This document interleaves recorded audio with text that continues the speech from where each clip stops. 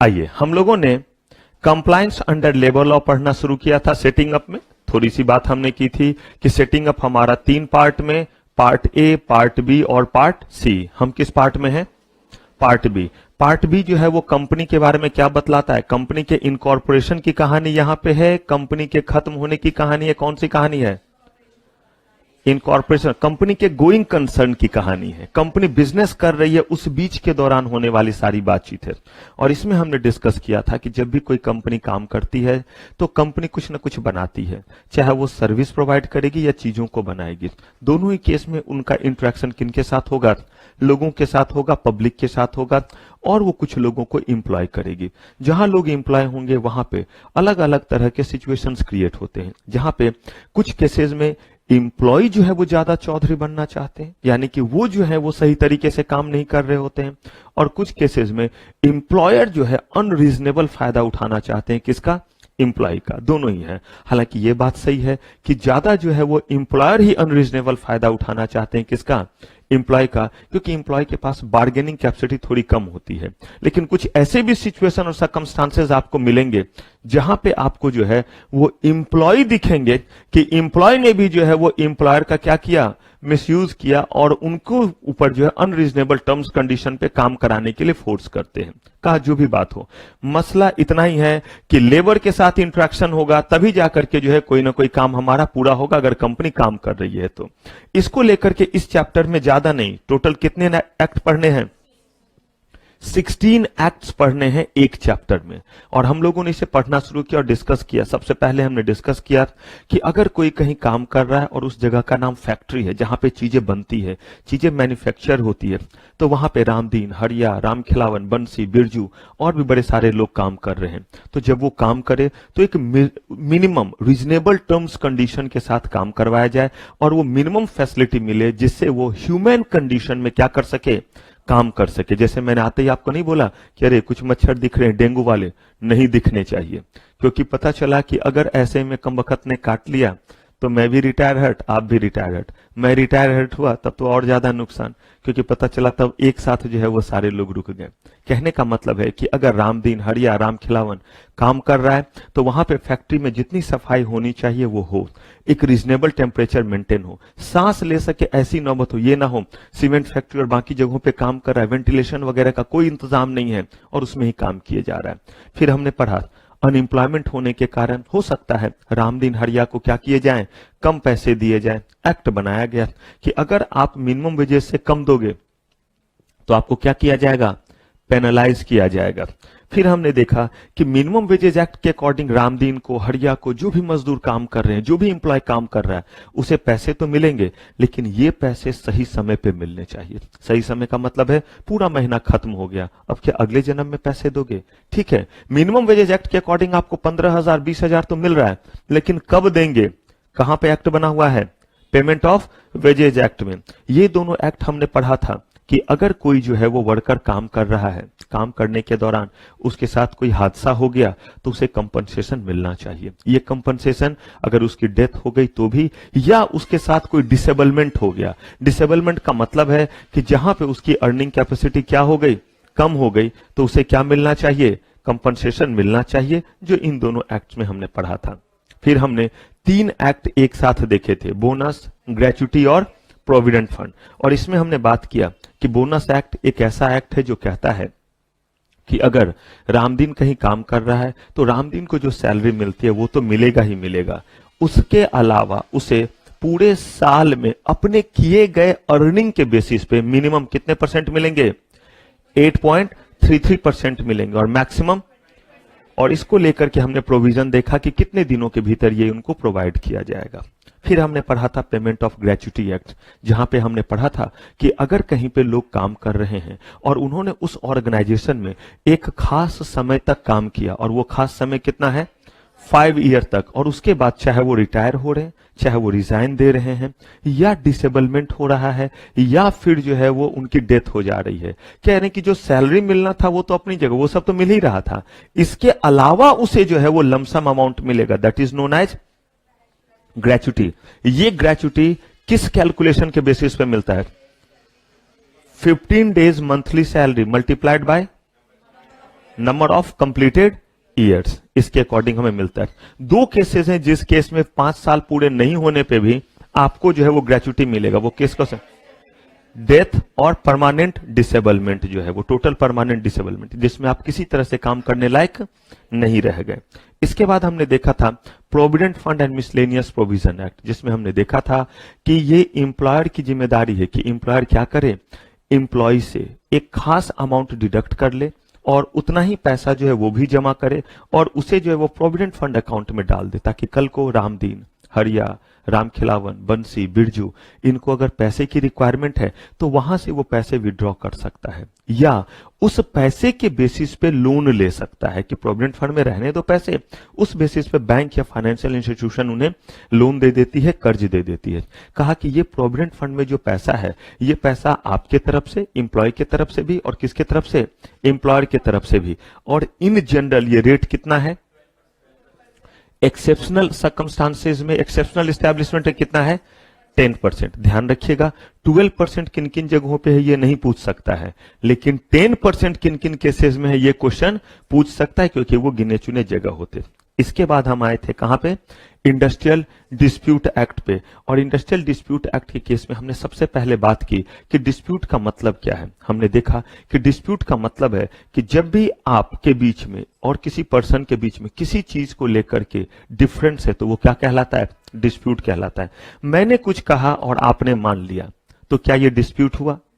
नहीं। मैंने retire hurt को कहा कि भाई आप एक दिन अपनी मर्जी से नहीं आए थे, अब एक दिन मेरे मर्जी से नहीं आएंगे।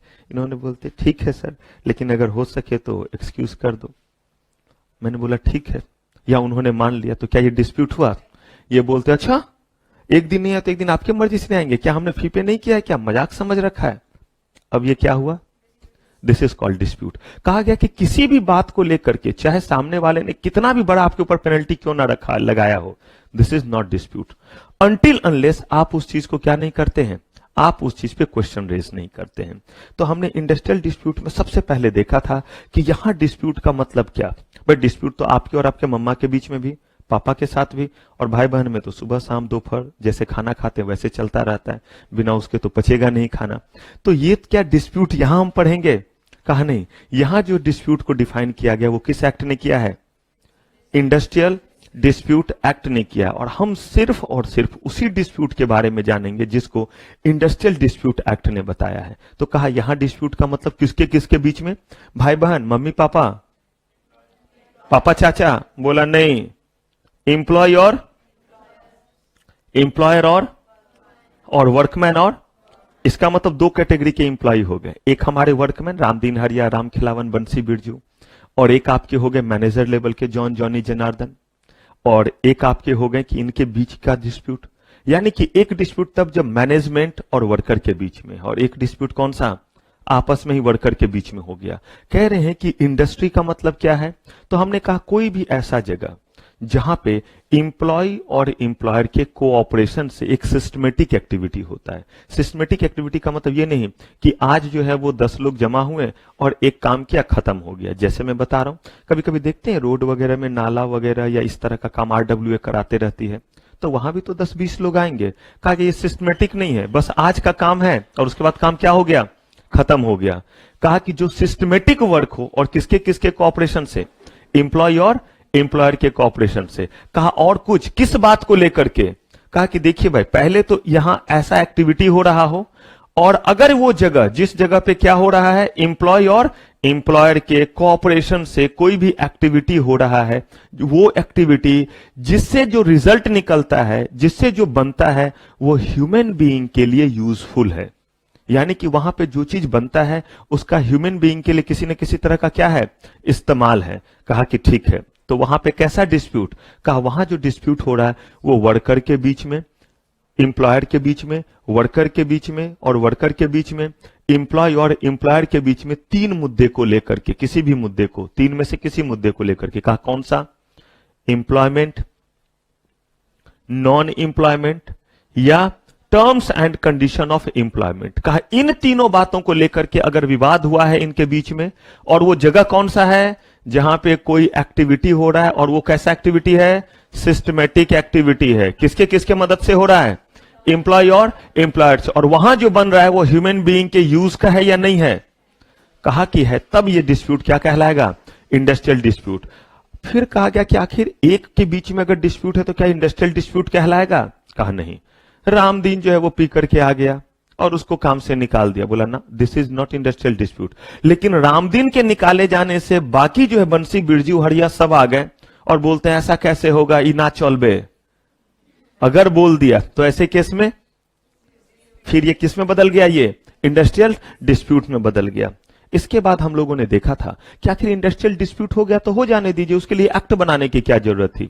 कहा एक्ट इसीलिए बनाया क्योंकि अगर उनके बीच में हार्मोनी नहीं रहेगा तो एक तो प्रोडक्शन पे असर पड़ेगा, दूसरा शायद वहां वायलेंस होगा और इस वायलेंस में लोगों की जान जा सकती है या चीजों को क्या हो सकता है, नुकसान हो सकता है। कितने बार सुनते होंगे कि जला दिया, फैक्ट्री को जला दिया, तो भाई इसको कभी कोई तो इंसानों को भी जला दिया। कहते हैं उसके लिए हमने क्या किया, एक तरीका बनाया जिसमें हमने देखा कि सबसे पहले अगर कोई मामला हुआ है तो कहां जाएगा, वर्क कमिटी के पास। वर्क कमिटी कब अपॉइंट होगा, जब काम करने वालों की संख्या कम से कम कितने हो। अगर मान लीजिए 100 या 100 से ज्यादा नहीं है, फिर भी अगर एम्प्लॉयर ने एक वर्क कमिटी बनाया है तो क्या कॉन्ट्रावेंशन ऑफ लॉ है, बोला नहीं, ये तो और अच्छी बात है, वो तो और फैसिलिटेट कर रहे हैं। वहां पे आएंगे कौन, एम्प्लॉय और एम्प्लॉयर, दोनों के बीच कंसिलिएशन होगा। कंसिलिएशन अब तो क्लियर है, कंसिलिएशन का मतलब है कि आपस में बैठ करके जो है वो निगोशिएशन होकर के दोनों के बीच बातचीत होगी। रामदीन ने कहा 220 रुपया सैलरी कर दो, 250 रुपया सैलरी कर दो, एम्प्लॉयर बोल रहा है कि 200 दे रहा हूं, 200 ही दूंगा। कहीं आकर के मामला 220 पे तय हो गया। अगर तय हो गया तो डिस्प्यूट सेटल, नहीं तो मामला कहां चला जाएगा, कंसिलिएशन ऑफिसर के पास। कंसिलिएशन ऑफिसर उस चीज को सेटल करना चाहेगा, वो उससे ज्यादा एक्सपर्ट है। डिस्प्यूट अगर हो गया सेटल तो काम खत्म, नहीं हुआ तो अब मामला गंभीर है। इस बात की सूचना किसको दे दीजिए, सेंट्रल गवर्नमेंट को, कि कहीं लॉ एंड ऑर्डर जो है वो कहीं ना कहीं क्या हो सकता है, मिसमैनेज हो सकता है।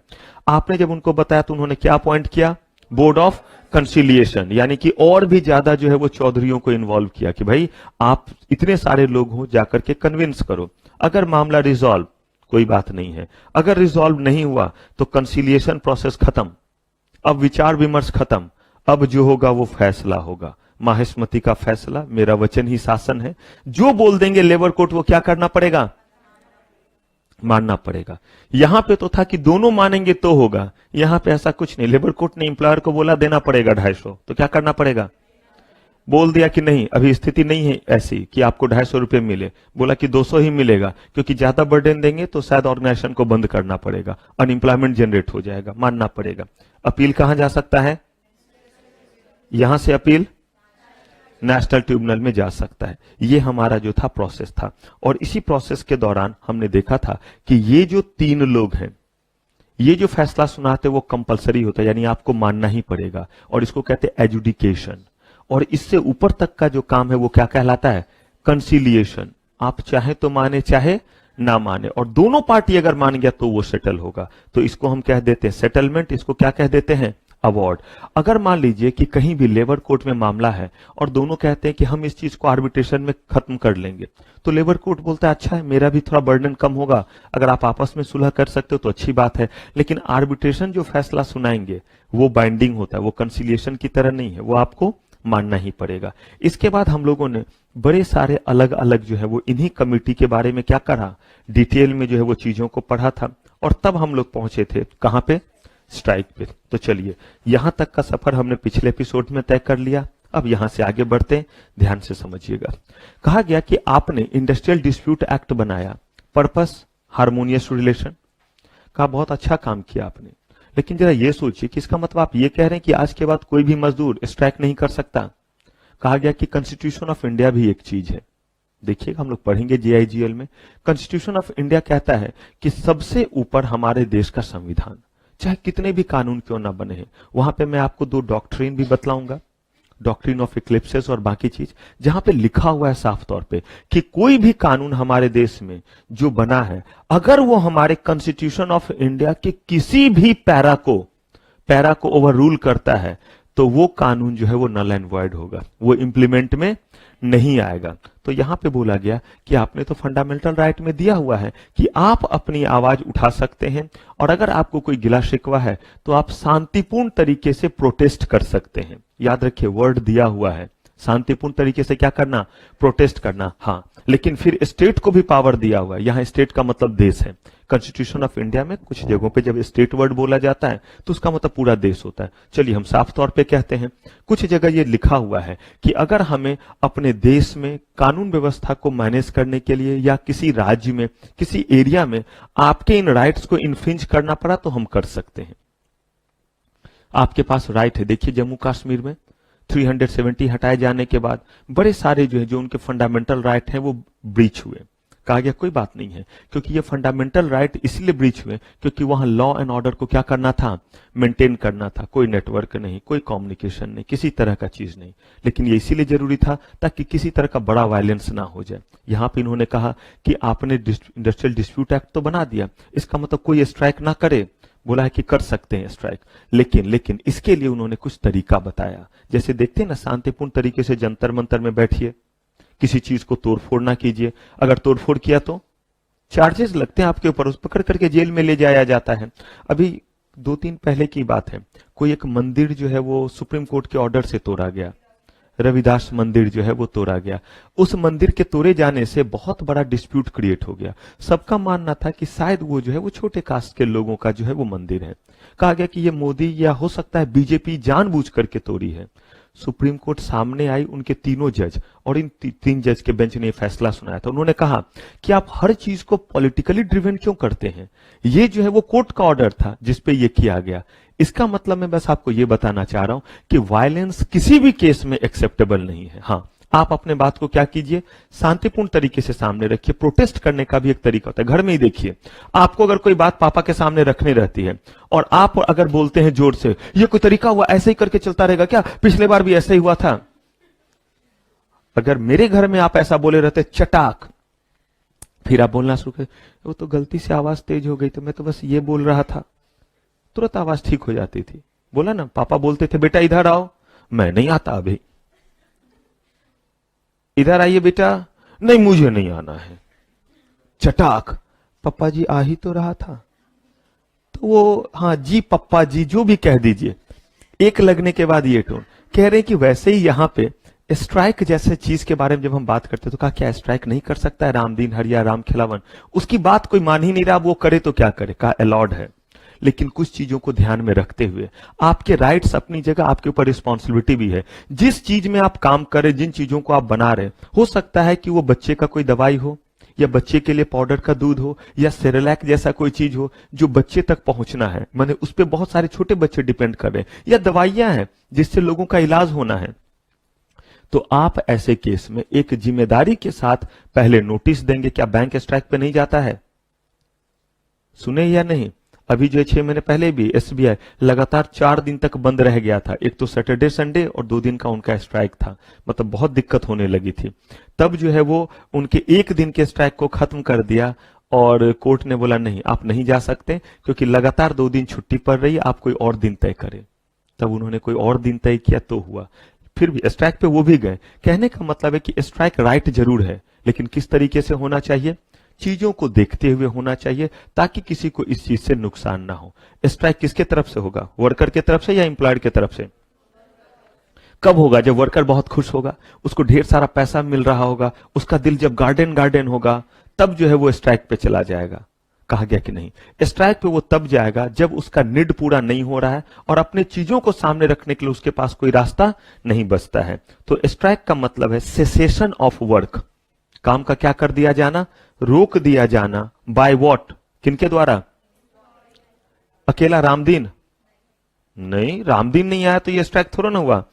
इन कॉम्बिनेशन और व्हाट, कंसर्टेड रिफ्यूजल, एक साथ सारे लोगों ने बोल दिया हम काम बंद कर रहे हैं, हम काम नहीं कर रहे हैं। कहा ठीक है, workman can not go on A strike on following cases. अब यहां क्वेश्चन बनता है, ये ध्यान रखिएगा कि अगर स्ट्राइक पूछा गया तो बस ये नहीं कि एक लाइन लिख दिया, इसके बाद आपको लिखना पड़ेगा किन किन केसेज में स्ट्राइक पे नहीं जा सकते हैं। During pendency of conciliation proceeding and 7 days thereafter. जल्दी से बता दीजिए मुझे, इस कंसिलिएशन प्रोसीडिंग का मतलब क्या है, बोलना नहीं है अभी, 30 सेकेंड सोचने के लिए। ध्यान से इसको फ्रेम कीजिए और बताइए कि कंसिलिएशन प्रोसीडिंग के दौरान नहीं जा सकता है और उसके कितने दिन के बाद। इसका मतलब कहां के सिचुएशन के बारे में हम बात कर रहे हैं? प्रोसीजर ऑफ एजुकेशन 30 सेकेंड दिया, मुझे एग्जैक्टली बताइए हम कहां से कहां के बीच में हैं। देखिए अपने कॉपी के, इसका मतलब मामला अभी कहां पे है? यही पहुंचाइए मुझे, इसका मतलब यहां से लेकर के कहां तक? इस बीच में मामला या तो चल रहा है, कहीं पे अटका हुआ इसी बीच में, और या फिर जो है वो फाइनल ऑर्डर या तो इनके तरफ से आ गया, या तो इनके तरफ से या इनके तरफ से, और अभी कितने दिन नहीं हुए हैं? 7 डेज नहीं हुए, तो इस बीच में आप स्ट्राइक करने नहीं आ सकते। सोचिए मजाक नहीं हो गया, एक तरफ कंसिलिएशन चल रहा है कि मेरा जो है वो सैलरी करो 220 रुपया, हर दिन जो है निगोशिएशन हो रहा है, और दूसरी तरफ वो स्ट्राइक पे चले गए। का तो फिर कंसिलिएशन में ही क्यों गए थे? और 7 डेज इसीलिए ताकि जो है वो दोनों पक्ष को बात को सोचने का समय मिले कि फाइनली ये डिसीजन हुआ, अब अगला स्टेप क्या करना चाहिए। तो इस बीच में आप जो है वो नहीं जा सकते, किस चीज पे? स्ट्राइक पे। ड्यूरिंग पेंडेंसी ऑफ प्रोसीडिंग, देखिए अब नाम क्या पड़ गया? क्योंकि एजुडिकेशन है, कानूनी कार्रवाई ये है, किसके पास? लेबर कोर्ट, इंडस्ट्रियल ट्रिब्यूनल और नेशनल ट्रिब्यूनल। इस दौरान भी नहीं जा सकते हैं, ठीक है।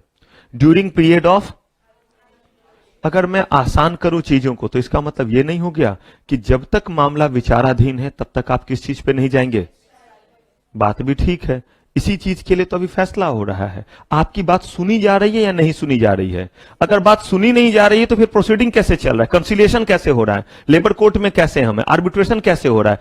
स्ट्राइक पे तो तब ना जाइए जब आपकी बात कोई सुनने वाला नहीं है, या सुना लेकिन सही तरीके से जो है वो उसको नहीं सुना, तो पहले खत्म तो हो जाने दीजिए कि उस सुनने का रिजल्ट क्या आ रहा है, उसके बाद जाइए। ड्यूरिंग पीरियड व्हेन सेटलमेंट या award is in operation in respect of matter covered by award, ये कोई नहीं बोलेंगे, अभी जिनसे मैं पूछूंगा वो बोलेंगे। इस लाइन का मतलब मुझे आप समझाएंगे कि ये लाइन कह क्या रहा है। ट्रांसलेशन नहीं चाहिए, ये कहीं ना कहीं जाकर के हिट कर रहा है किसी डेट वगैरह को।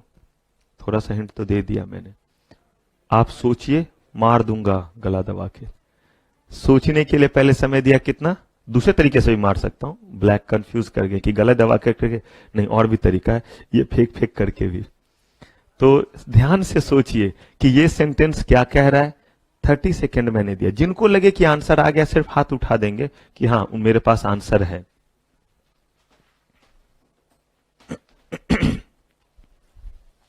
कोई भाईचारा नहीं, बहनचारा नहीं।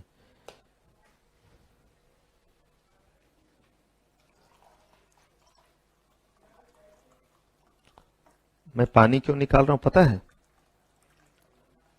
जो जवाब नहीं देंगे उनको चुल्लू भर दूंगा।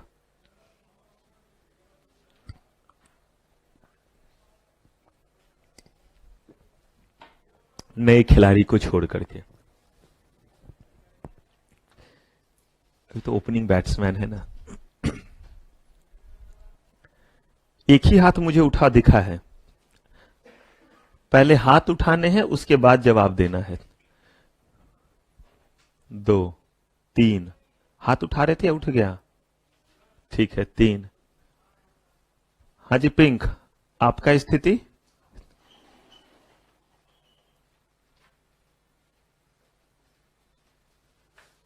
हाजी दुबले पतले, नोट तो मैंने भेज दिया था। हाँ अच्छा, तो इसका भी मांग लेते।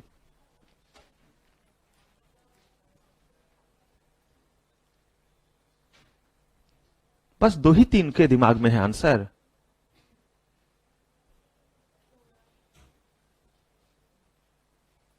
चलिए थोड़ा बहुत वाले कोई पहले देखते हैं।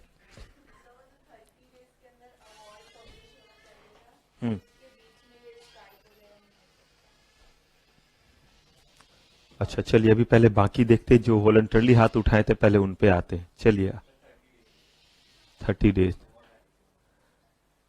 चलिए अब आते हैं इधर।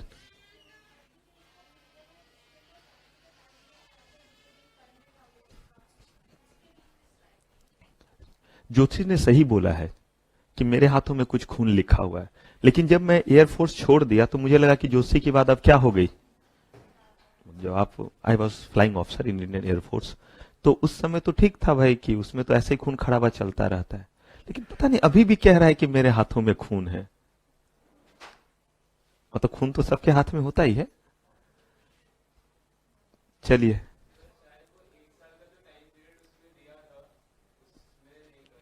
हाँ, ये जो शायद लगाया ना, ये सत्य वचन है। तो इसको ना थोड़ा कॉन्फिडेंस से बोलेंगे। ये नहीं कि फिर जो मैंने बोला था कि एक तो क्वेश्चन ना है एग्जाम में, और एक अगर क्वेश्चन भी है तो वही मिस यूनिवर्स, मेरे जैसे मुंह को जो मिस यूनिवर्स कैसे मिल सकता है, आए तो भी कॉन्फिडेंस नहीं हो। अरे होनहारो मेरे, यहां पे हम लोगों ने बातचीत नहीं किया था कि कितने दिन तक ये जो है वो आपका एप्लीकेबल रहेगा। देखिए तो, award is generally valid for what. अब जरा याद कीजिए तो इसमें क्या बोला था, इस एक साल में क्या करेंगे, कैबरे करेंगे, ऑर्केस्ट्रा करेंगे, क्या किया था हमने डिस्कस कि इस एक साल के दौरान उसी मामले को लेकर के फिर मुंह उठा के नहीं चले आएंगे। अभी तो फैसला किया लेबर कोर्ट ने कि 220 रुपए हुई सैलरी, फिर 2 दिन बाद रामदीन राम खिलावन हड़िया फिर आ जाएगा, कोर्ट धप धप देगा कि मजाक समझ रखा है। एक्सेप्शनल केसेस में एक साल के भीतर, इसलिए क्या लिखा हुआ देखिए, award is generally valid for, और भी कुछ था, सेटलमेंट कितने दिनों के लिए। ऐसे क्या खाते हैं गजनी की तरह कि पूरा ही गायब हो गया, क्या ये इंटरप्रेट नहीं हो रहा है ये चीज, तो फिर क्या फायदा, तब मैं भी वैसा ही पढ़ाऊंगा कि बस मैं भी रीडिंग मारूंगा।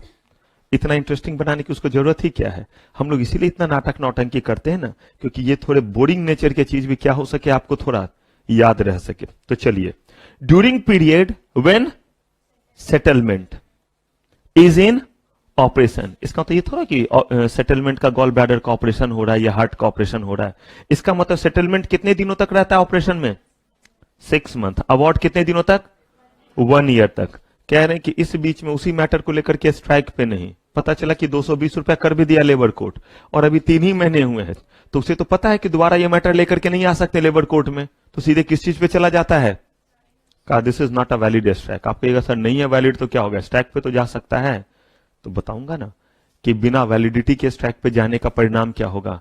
आप कहते हैं कि शांतिपूर्ण तरीके से नहीं करेंगे तो क्या होगा, आंसू गैस के गोले चलते हैं, फिर सही वाले गोली चलाए जाते हैं, तब उससे लोगों की जान जाती है। लेकिन अगर आप शांतिपूर्ण तरीके से विद परमिशन जा रहे हैं तो ऐसा कोई भी जो है वो चीज का यूज पुलिस नहीं करती है। इन case of public utility service, आगे बताता हूं पब्लिक यूटिलिटी सर्विस में क्या आता है। अभी बस ये जान लीजिए कि पब्लिक यूटिलिटी सर्विसेज का मतलब हुआ कि वो चीज हमसे बहुत ज्यादा जुड़ा हुआ है और उसके बिना हमारे लाइफ में जो है वो बहुत सारी डिफिकल्टी आ जाएगी। अगर आप इससे रिलेटेड किसी जगह काम कर रहे हैं तो कह रहे हैं employ have to give at least how many days, 14 days notice for a strike. इसका मतलब है कि क्या वो स्ट्राइक पे नहीं जा सकते हैं, पब्लिक यूटिलिटी सर्विसेज में अगर है तो कहा जा सकते हैं, लेकिन उस केस में नोटिस देना पड़ेगा। कितने दिन का, 14 डेज का, या कम से कम 14 डेज का। यानी कि अगर आपको जो है वो 14 तारीख को स्ट्राइक पे जाना है तो आपको 1 तारीख से पहले बताना पड़ेगा। आप 1 महीने पहले बता दीजिए, 2 महीने पहले बता दीजिए। बैंक वगैरह स्ट्राइक पे जाती है, बहुत पहले ही नोटिस दे देती है, तभी तो पता रहता है कि बैंक में जो बैंक यूनियन जो है वो स्ट्राइक पे जाने वाले। हाँ जी, हाँ जी, उनके पास पावर है। किसी, अभी तो बताया था, अभी तो किया था। हाँ, देखिए कोई भी चीज मैं आपको बता दूं, लॉ एंड ऑर्डर को मेंटेन करने के लिए, पब्लिक के जो है वो चीजों को फुलफिल करने के लिए, देश के सिक्योरिटी के लिए, ये ऐसे सिचुएशन है जहां पे आपके फंडामेंटल राइट तक ब्रीच किए जाते हैं। इमरजेंसी केस, मैंने आपको बोला ना, कॉन्स्टिट्यूशन से ऊपर कोई भी एक्ट नहीं है। कॉन्स्टिट्यूशन ने आपको पावर दिया फंडामेंटल राइट, करेंगे बात, लेकिन अभी थोड़े और चीजों को पढ़ने के बाद आएंगे, जीआईजीएल में करेंगे बात फंडामेंटल राइट की। कहा गया कि फंडामेंटल राइट तक आपके रोक दिए जाते हैं अगर देश में इमरजेंसी लग जाता है तो। अभी अगर वॉर छिड़ जाए तो आपके सारे फंडामेंटल राइट रोक दिए जाएंगे, क्योंकि देश की सिक्योरिटी कहा गया सबसे पहले है। उस केस में या एक से ज्यादा लोगों की सुरक्षा के लिए अगर मुझे आपके फंडामेंटल राइट को इन्फ्रिंज भी करना पड़ रहा है तो अलाउड है, कहा गया, इसीलिए वो स्ट्राइक को रोका गया। तो वो तो एक्सेप्शनल केस है जहां पे कोर्ट को लगता है कि इस चीज के बिना दिक्कत होगी। इन जनरल आप पब्लिक यूटिलिटी सर्विसेज में है तो क्या देना पड़ेगा, बिना नोटिस के तो आप आ ही नहीं सकते। नोटिस देने के बाद भी अगर कोर्ट को कुछ अलग लगा, that is a different thing, लेकिन अगर नोटिस नहीं दिया था तो किसी भी केस में पब्लिक यूटिलिटी से रिलेटेड चीजों में आप जो है स्ट्राइक पे नहीं आ सकते हैं। Strike shall commence within how many days, इसका मतलब है कि अगर मैंने नोटिस दिया तो नोटिस कितने दिन पहले देना जरूरी है? 14 डेज पहले देना जरूरी है। ये नोटिस मैं 2 महीने पहले भी दे सकता हूं। कहा गया बस इतना ध्यान रखिए कि दोनों कंडीशन फुलफिल होना चाहिए। जिस दिन धमकी दिया, धमकी मतलब कि स्ट्राइक पे जा रहा हूं, नोटिस दिया, उसके आपको 42 दिनों यानी कि कितने वीक्स, 6 वीक्स के भीतर स्ट्राइक पे चले जाना है, एक चीज। दूसरा कि 14 दिन का नोटिस कम से कम देना है। दोनों कंडीशन एक साथ फुलफिल होने चाहिए। इसका मतलब है कि आपने जो है कहा कि हम जाने वाले हैं 30 तारीख को जो है वो स्ट्राइक पे, आज 1 तारीख है, बिल्कुल जा सकते हैं क्योंकि 14 डेज का मिनिमम नोटिस है। और जिस दिन धमकी दिया उसके कितने दिनों के भीतर? 42 डेज के भीतर। लेकिन अगर 42 डेज के भीतर नहीं जाते हैं तो क्या होगा? कहा गया कि वो स्ट्राइक वैलिड नहीं होगा, आपको अब दोबारा नोटिस देना पड़ेगा कि हम इतने दिन में स्ट्राइक पे जा रहे हैं। फिर दोनों कंडीशन फुलफिल कीजिए कम से कम। अब ये नहीं कह सकते अभी तो दिया था इतने दिन पहले नोटिस, अब हम फिर से नोटिस दे रहे हैं कि हम 7 दिन बाद स्ट्राइक पे जा रहे हैं। बोला ना ना ना ना ना, आप नहीं गए 42 डेज में, वो आपकी गलती थी, मत जाइए, बड़ी अच्छी बात है। अब आप फिर जाना चाहते हैं स्ट्राइक पे तो क्या कीजिए? दोबारा जो दोनों कंडीशन फुलफिल कीजिए, कम से कम कितने दिनों का? और फिर जिस दिन धमकी दे रहे, नोटिस दे रहे, उसके कितने दिनों के भीतर? उसके आप 42 यानी कि 6 वीक से लिखिएगा एग्जाम में, 42 मत लिखिएगा। और एक और चीज ध्यान रखिएगा, जहां पे भी मैं मंथ लिखूं वहां आप भी मंथ लिखेंगे, ये नहीं 30 डेज लिख देते हैं। जहां ईयर लिखा हुआ है वहां क्या लिखेंगे? ईयर। ये नहीं कि 12 मंथ लिख देते हैं, 365 डेज लिख देते हैं, क्योंकि लॉ ने साफ साफ कहा हुआ है कि अगर 6 वीक्स लिखा हुआ है तो हम क्या उसको लिखेंगे? हाँ, ये ठीक है, समझने के लिए हम समझ लेंगे कि इसका मतलब कितने दिन हो गए? 42 डेज हो गया। इफ नोटिस इज रिसीव्ड, ये भी तो हो सकता है कि इंप्लॉय ने इंप्लॉयर को नोटिस दे दिया, अथॉरिटी को नहीं दिया, पॉसिबल। जहां आप काम करते उसके इंप्लॉयर को बोल दिया। अगर आपने बोल दिया तो ऐसे केस में इंप्लॉयर की ड्यूटी है, देखिए वर्ड क्या लिखा हुआ है, शैल है या मे है? शैल। और लॉ में शैल का मतलब होता है कंपलसरी, मैंडेटरी। तो इंप्लॉयर को अगर आपने बता दिया तो इंप्लॉयर की यह जिम्मेदारी है कि कितने दिनों के भीतर 5 डेज के भीतर बतलाए। किसको? क्योंकि लॉ एंड ऑर्डर को मेंटेन तो सीजी को ही करना है। लेकिन रामदीन हरिया रामखिलावन या उनका जो ट्रेड यूनियन था, बताऊंगा ट्रेड यूनियन क्या होता है। मान लीजिए उनका जो ग्रुप है, उनका जो एसोसिएशन है, उन लोगों ने बता दिया किनको? इंप्लॉयर को। इंप्लॉयर कितने दिनों में बता दे? 5 डेज में उन्हें बताना पड़ेगा, किन्हें? सीजी को। ठीक है, तो अब स्ट्राइक से रिलेटेड चीजों के बारे में जरा बात करते हैं। पहला चीज, स्ट्राइक का मतलब काम का रोका जाना, पूरे के पूरे ग्रुप के द्वारा या रामदीन के द्वारा? पूरे वर्कर ने जो है एक साथ बोला काम बंद, काम का सेसेशन, काम का स्टॉप करना, कॉम्बिनेशन में कंसर्टेड एक्शन, ये है एक साथ मिलकर के किया। कहा कि स्ट्राइक क्या इलीगल होता है? कहा कि स्ट्राइक लीगल भी होता है, इलीगल भी होता है। अगर आप लॉ के चीजों को फुलफिल करेंगे तो लीगल है, एल्स क्या है? इलीगल। तो कहा ठीक है, लीगल स्ट्राइक के लिए क्या क्या तरीका है? तो कहा गया कि भाई कंसिलिएशन के दौरान, आर्बिट्रेशन के दौरान, और जो है वो जुडिशियल प्रोसीडिंग के दौरान, जब मामला लेबर कोर्ट वगैरह में, आप स्ट्राइक पे नहीं जा सकते। कंसिलिएशन के 7 डेज के बाद जा सकते हैं, 7 डेज तक भी नहीं जा सकते। कहा ठीक है। कहा कि अगर जो है आपको स्ट्राइक पे जाना है तो ध्यान रखिए कि स्ट्राइक पे आप तभी जाइएगा जब जिस मैटर के लिए आप स्ट्राइक पे जा रहे हैं वो मैटर किसी भी अवार्ड में उस पर फैसला ना आया हो या सेटलमेंट इस बात के लिए ना हुआ हो। और अगर हुआ हो सेटलमेंट तो 6 महीने बीत गया हो, और अगर कोई अवार्ड आया था, लेबर कोर्ट ने कोई फैसला सुनाया था, तो कम से कम 1 साल क्या हो गया है? खत्म हो गया है। कहा ठीक है। कहा कि अगर हम पब्लिक यूटिलिटी सर्विस में नहीं है तो कहा आप इमीडिएट स्ट्राइक पे जा सकते हैं। लेकिन अगर आप पब्लिक यूटिलिटी सर्विस में है तो कहा कि आपको जो है वो कम से कम कितने दिन, 14 डेज का जो है वो नोटिस देना पड़ेगा। इसके अलावा आपको जो है वो 6 वीक्स के भीतर ही क्या करना है? स्ट्राइक पे जो है वो जाना रहेगा। कहा ठीक है भाई। कहा कि अगर आपने ये सूचना सीजी को नहीं दिया तो? कहा कि अगर आपने एम्प्लॉयर को भी दिया तो चलेगा। तो उस केस में एम्प्लॉयर कितने दिन में बताएं? इतने दिन आपको याद रखने। अब देखिए, अभी मैंने आपके ये दिमाग में डाल दिया, बस आप अगर इसको फटाक से आज ही घर जाके रिवाइज करेंगे तो यकीन मानिए याद रहेगा। नहीं तो जब जहां पे ज्यादा डेट और टाइम रहे ना, वहां कंफ्यूजन शुरू होता है। और एग्जाम अगर देना है, रिजल्ट अच्छा चाहिए, तो ये आपको ध्यान रखना पड़ेगा ये चीज। बाकी चीज मोटा मोटी चीज याद रह जाता है इंडस्ट्रियल डिस्प्यूट का, ये डेट वगैरह में बस गड़बड़ी ना हो। अब इसमें एक चीज जो है वो क्या है? पब्लिक यूटिलिटी सर्विस, जिसको मैंने बोला आसान शब्दों में कि वो चीज जो ह्यूमन बीइंग के लिए बहुत ज्यादा क्या है, इंपॉर्टेंट है। देखिए इस एक्ट ने पब्लिक यूटिलिटी सर्विसेज का क्या मतलब बताया है। Any railway services, transport services, या फिर जो भी पैसेंजर को कैरेज करता है, बाय रोड करे, गुड्स के करे या एयर से करे, जिस भी मोड से पैसेंजर ट्रांसपोर्टेशन किस चीज में आ गया, गुड्स ट्रांसपोर्टेशन किस चीज में आ गया, रोड के रास्ते से, रेल के रास्ते से या एयर के रास्ते से। Any service or in connection with the working of any major port or dock. बस पहले लाइन में इन्होंने जो है वो पानी वाले को नहीं किया, अगले वाले में किसको शामिल कर लिया, यानी कि इसका मतलब वही समझिए, चाहे सरफेस पे हो, चाहे वाटर में हो, चाहे एयर में हो, पैसेंजर सर्विस या फिर गुड्स कैरिंग की सर्विसेज।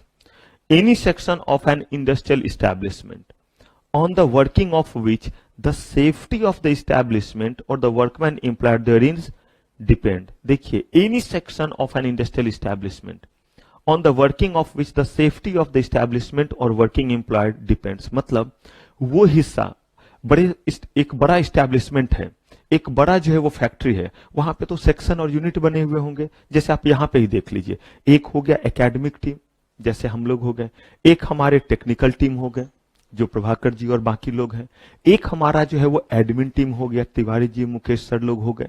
अब कह रहे हैं इसके अलावा आपका जो है वो एक टीम हमारा हो गया हाउसकीपिंग का, साफ सफाई बाकी चीज को देखना। तो आप देखिए एक छोटे से इस जगह पे ही जो है आप देखते हैं कैसे अलग अलग हिस्सा बना हुआ है, और एक फ्रंट ऑफिस का हो गया जिनके साथ आप इंटरेक्ट करते हैं। वैसे ही कहा गया कि अगर कहीं काम हो रहा है तो वहां पे तो अलग अलग विंग बने हुए होंगे। कहा कि आप एक ऐसे विंग के पार्ट हैं जिनके ऊपर उस पूरे के पूरे फैक्ट्री का जो है वो कहिए कि सुरक्षा टिका हुआ है, तो आप किस दायरे में आएंगे, आप जो है आएंगे पब्लिक सर्विस यूटिलिटी में आएंगे। यानी कि आप जो काम करते, मान लीजिए कि कहीं पे बहुत सारे जो है वो टूल्स बनते हैं, यानी कि सामान बनते हैं, पेन बन रहा है, लेकिन वहां पे बहुत सारे वर्कर काम करते हैं, 1000-2000 वर्कर काम करते हैं, लेकिन उसमें से जो है वो 50 वर्कर का जो टीम है वो सिर्फ इन चीजों के देखरेख के लिए है कि मशीन वगैरह सही से काम तो कर रहा है, इलेक्ट्रिसिटी सही से जा तो रहा है, कहीं शॉर्ट सर्किट तो नहीं हो रहा है, कहीं एकाएक कोई केमिकल वगैरह, क्योंकि केमिकल वगैरह की जरूरत पड़ सकती है चीजों को पिघलाने या उसको कलर करने के लिए, इन चीजों को देखने के लिए कहीं किसी चीज का रिसाव तो नहीं हो रहा है, इसके लिए भी तो कोई एक टीम होगी। तो कहा गया ये जो सेफ्टी वाली टीम है वो किस दायरे में आ गई, पब्लिक यूटिलिटी सर्विस में। अगर उनके एचआर वाले स्ट्राइक पे जा रहे हैं तो कहा गया कि पब्लिक यूटिलिटी सर्विस में नहीं आया, लेकिन उसी ऑर्गेनाइजेशन का सेफ्टी विंग का पर्सन अगर कहां जा रहा है तो वो क्या माना जाएगा, पब्लिक यूटिलिटी सर्विस। तो याद रखिए पब्लिक यूटिलिटी सर्विस का यह मतलब नहीं हुआ कि वो सामान क्या बना रहा है, हो सकता है वो जो सामान बना रहा है उसमें अगर 1000 लोग काम कर रहे हैं तो 900 लोग जो काम कर रहे हैं वो अगर स्ट्राइक पे जाएंगे तो पब्लिक यूटिलिटी सर्विस के दायरे में नहीं आएगा। लेकिन इनकी जिम्मेदारी के लिए जो कितने लोग हैं, जो पूरे तरह से जो है फायर फाइटिंग इक्विपमेंट को देखते हैं, इलेक्ट्रिसिटी का सप्लाई वगैरह देखते हैं, केमिकल वगैरह के एक्सट्रैक्शन, रेडिएशन वगैरह ना हो जाए, इन चीजों को देखते हैं, कहा कि वो किस दायरे में आ जाएंगे, पब्लिक यूटिलिटी सर्विस के दायरे में आएंगे। पोस्टल, टेलीग्राफ और टेलीफोन सर्विसेज, ऑल्दो पता है आपको टेलीग्राफ सर्विस अब बंद हो गया है, लेकिन आपकी इस एक्ट में अभी तक नहीं हटाया गया है। टेलीग्राम कुछ पता है, ये सब न्यूज नहीं सुनते हैं।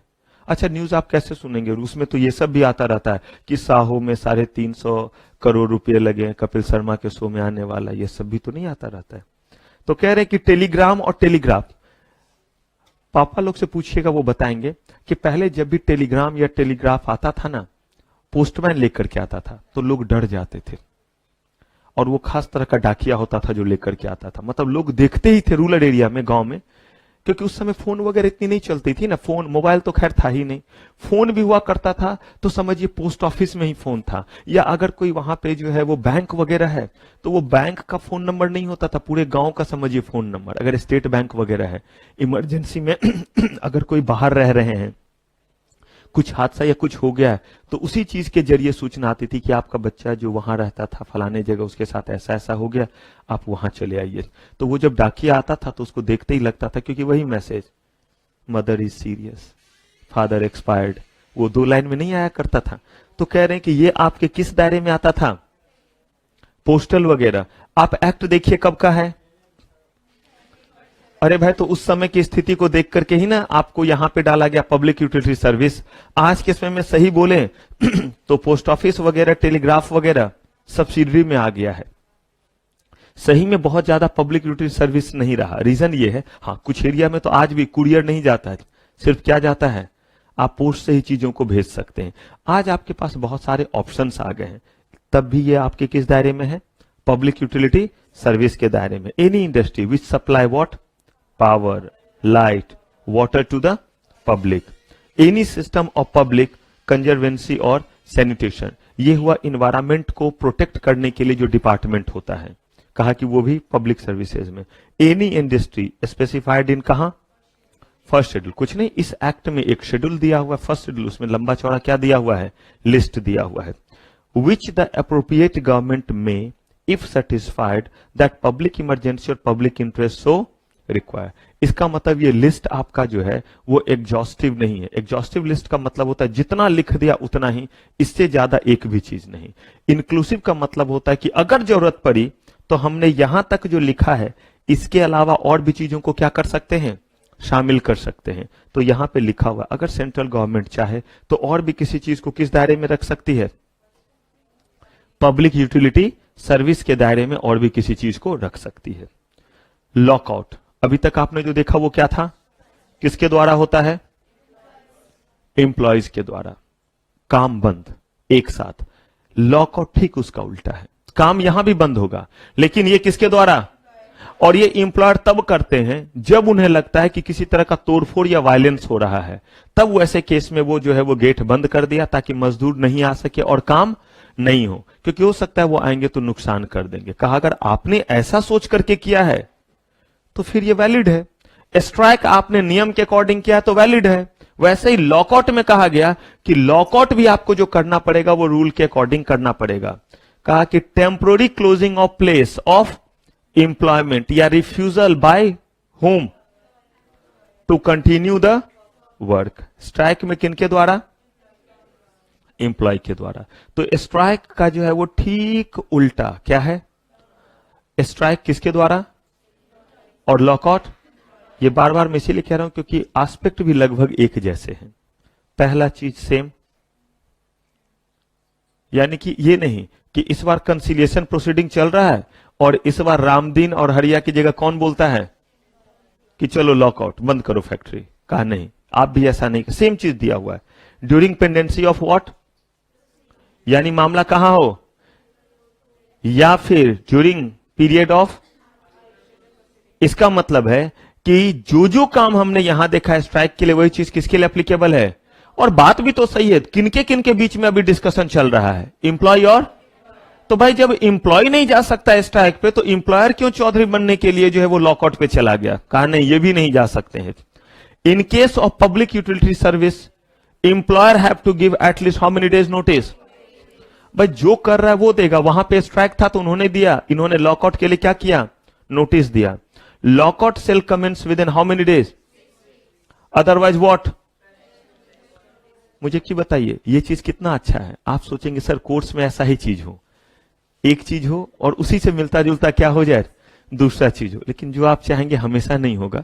देखिएगा लेआउट में फिर चीजें बदल जाएगा, रिट्रेंचमेंट में बदल जाएगा। फिलहाल ये दोनों चीज लगभग अभी तक क्या चल रहा है, सेम चल रहा है। आप भी एग्जाम में बस लिख दीजिएगा लॉकआउट अगर पूछा जाएगा तो it is same as strike, only the thing is that it has been made by the employer. क्या ये आंसर लिखेंगे, आपको सेम वगैरह लिखने की जरूरत नहीं, वरना वो सेम सेम करा देगा मार्क्स देते वक्त। आपको बस ये लिखना है कि ये किसके द्वारा, और एग्जैक्टली सेम लिखेंगे, employer can not go for lockout in following cases. Strike के बारे में यहां लिखने की कोई जरूरत नहीं है। ड्यूरिंग पीरियड, देखिए ये सेम चीज है, यानी कि अभी कोई फैसला आया, किसने सुनाया,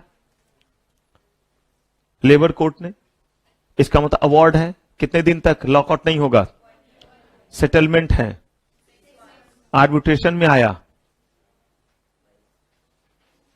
आर्बिट्रेशन में जो आता है उसको क्या बोलते हैं, अवार्ड। तो अवार्ड के केस में कितना टाइम है, अब कैसे बताऊं, क्यों कंफ्यूज करते हैं। तो इसका मतलब आर्बिट्रेशन के केस में भी कितना, सिर्फ और सिर्फ सेटलमेंट के केस में कितना है, 6 मंथ से। If lockout by employer is what unjustified, तो worker are not entitled to what compensation और वेजेस फॉर दैट।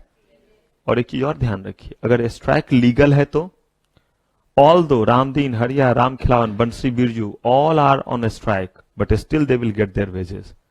अगर लीगल है तो, जस्टिफाइड है तो, वैसे ही अगर लॉकआउट जस्टिफाइड है तो इंप्लॉयर को जो है वो उनका वेजेस देने की जरूरत नहीं है। अब देखिए पेनल्टी फॉर व्हाट, स्ट्राइक के लिए है, लॉकआउट के लिए है, या इलीगल स्ट्राइक और लॉकआउट के लिए। और कोई भी स्ट्राइक इलीगल कब होगा, जो हमने पढ़ा है कि अगर इस कंडीशन को फुलफिल किए बिना अगर स्ट्राइक होगा तो it shall be declared as. अगर आपने लॉकआउट किया और बिना इसको कंप्लाई किए हुए किया तो it shall be declared as. और अगर ऐसा हुआ तो आइए जरा, कह रहे हैं कि मजदूरों के केस में कितने का, 50,000 का इसमें क्या है, फाइन है और पनिशमेंट भी है, यानी इंप्रीजमेंट भी है, free lunch, free dinner, free accommodation. पोषमपा भाई, पोषमपा कितने दिनों तक का है, 1 महीने तक का है। कहा कि अगर ये किसके तरफ से हो रहा है, एम्प्लॉयर के तरफ से, यानी कि ये क्या है, लॉकआउट, तो वैसे केस में कह रहे हैं ये आपका कितना 1000, लेकिन यहां मतलब किससे है, इंप्रीजमेंट से है। अब इनके केस में ये क्यों किया गया आपको पता है, क्योंकि एम्प्लॉयर चाह के भी लॉकआउट नहीं कर पाता है, मतलब बहुत कम लॉकआउट होता है। क्यों, क्योंकि जिस बीच में जो है वो फैक्ट्री बंद रहेगा उस बीच में बस ये सोच लीजिए, ठीक है अगर लीगल भी है तो भी आप किसका सैलरी नहीं देंगे, वर्कमैन का नहीं देंगे। लेकिन जरा सोचिए प्रॉफिटेबिलिटी जो है वो कम होगा या नहीं। मुकेश अंबानी, अनिल अंबानी, आजिम हसन प्रेम जी, कुमार मंगलम बिरला, रतन टाटा, इन लोगों को सिर्फ अपने सैलरी से पैसा आता है। अरे भाई जो प्रॉफिटेबिलिटी है उनका हिस्सा इनके पास आता है, तो वो कभी भी लॉकआउट में जाना चाहेंगे। एक्सेप्शनल केस में ही वो लॉकआउट में जाते जब उनको लगता है अगर नहीं बंद किया तो कहीं आग वगैरह ना लगा दे, तोड़फोड़ ना हो जाए। इसीलिए यहां पे इनके केस में जो रखा है वो क्या रखा है, इंप्रीजमेंट जैसा चीज कहा बहुत है। अगर इनको इंप्रीजमेंट हो जाए तो इनको तो ऐसे ही सबकी याद आ जाती है। रतन टाटा को अगर 2 दिन के लिए बोला जाए इंप्रीजमेंट या बोला जाए 2 करोड़ रुपए, आपको क्या लगता है वो क्या देंगे, 2 करोड़ रुपए। रामदीन को बोला जाए 2 करोड़ रुपए या जो है 2 महीने का जेल, बोलेगा मस्त खाएंगे पिएंगे मस्त रहेंगे, जब लौट के आएंगे तो 2 करोड़ छोड़ो 1 करोड़ ही दे देना। चलिए तो अब यहां पे आइए ले ऑफ पे। लॉकआउट आपने देखा किसके तरफ से, एकदम ध्यान से बात को सुनिएगा, किसके तरफ से, किस लिए, किस लिए किया लॉकआउट। इसका मतलब उन्हें जब लगा कि कहीं ना कहीं कुछ ऐसा कंडीशन है जिससे तोड़फोड़ हो सकता है, यानी कि लॉकआउट जवाब है किसका, इलीगल स्ट्राइक का। अनऑथराइज तरीके से स्ट्राइक कर रहे हैं, वायलेंस होकर के जब कर रहे हैं, यानी कि काम बंद। कहा गया कि ले ऑफ भी वही चीज है। ले ऑफ में भी जो है हम काम नहीं देते हैं, किनको, वर्कर को, एम्प्लॉय को। लेकिन ध्यान से सुनिए ये मजबूरी है। 2 तरीके से पिटाई होती है, एक होती है मजबूरी में और एक होता है गुस्से वाली पिटाई। पापा जब हम लोग को पीटते हैं तो मजबूरी रहती है, लेकिन जब जो है गुंडे मवाली जो है वो पीट रहे होते हैं किसी को तो वो क्या रहता है, जानबूझ करके करते। तो एक होता है जानबूझ करके और एक होता है मजबूरी में। तो लॉकआउट जो है वो जानबूझ करके किया जाता है, ले ऑफ मजबूरी का नाम है। मतलब वो कैपेबल नहीं है, हेल्पलेस है। क्यों हेल्पलेस है भाई, तो देखिए शॉर्टेज ऑफ व्हाट, कोल। कोल इसीलिए क्योंकि कोल सबसे ज्यादा इस्तेमाल होता है पावर जनरेशन के लिए, पावर, रॉ मटेरियल। मुझे एक चीज बताइए, रॉ मटेरियल का सप्लाई ही नहीं आ रहा है, सारे के सारे 1000 इंप्लॉय आकर के क्या आज हवन करेंगे, कीर्तन करेंगे, जन्माष्टमी मनाएंगे, राधे राधे करेंगे, कृष्णा कृष्णा करेंगे, क्या करेंगे। कहा क्या कि कुछ भी करे कम से कम काम तो नहीं करेंगे। कहा ऐसे केस में lay off means failure, refusal, inability of what, employer to provide work.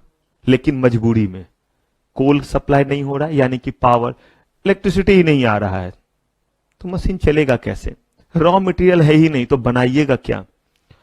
Accumulation of stock, अभी जैसे मैंने आपको बताया कि मार्केट में ऐसे ही जो है वो रिसेशन आया हुआ है, बड़े सारे कार वैसे ही स्टॉक में पड़े हुए हैं, 35% तक प्रोडक्शन गिर गया है।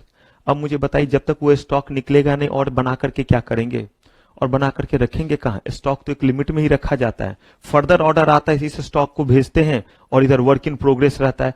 एक हुआ रॉ मटेरियल, एक हुआ वर्क इन प्रोग्रेस और एक हुआ फाइनल गुड्स। कहा फाइनल गुड्स एक लिमिट में ही तो रखेंगे, और उधर जैसे ही ऑर्डर आता है वर्क इन प्रोग्रेस शुरू कर देते हैं और तब तक रॉ मटेरियल रख लेते हैं।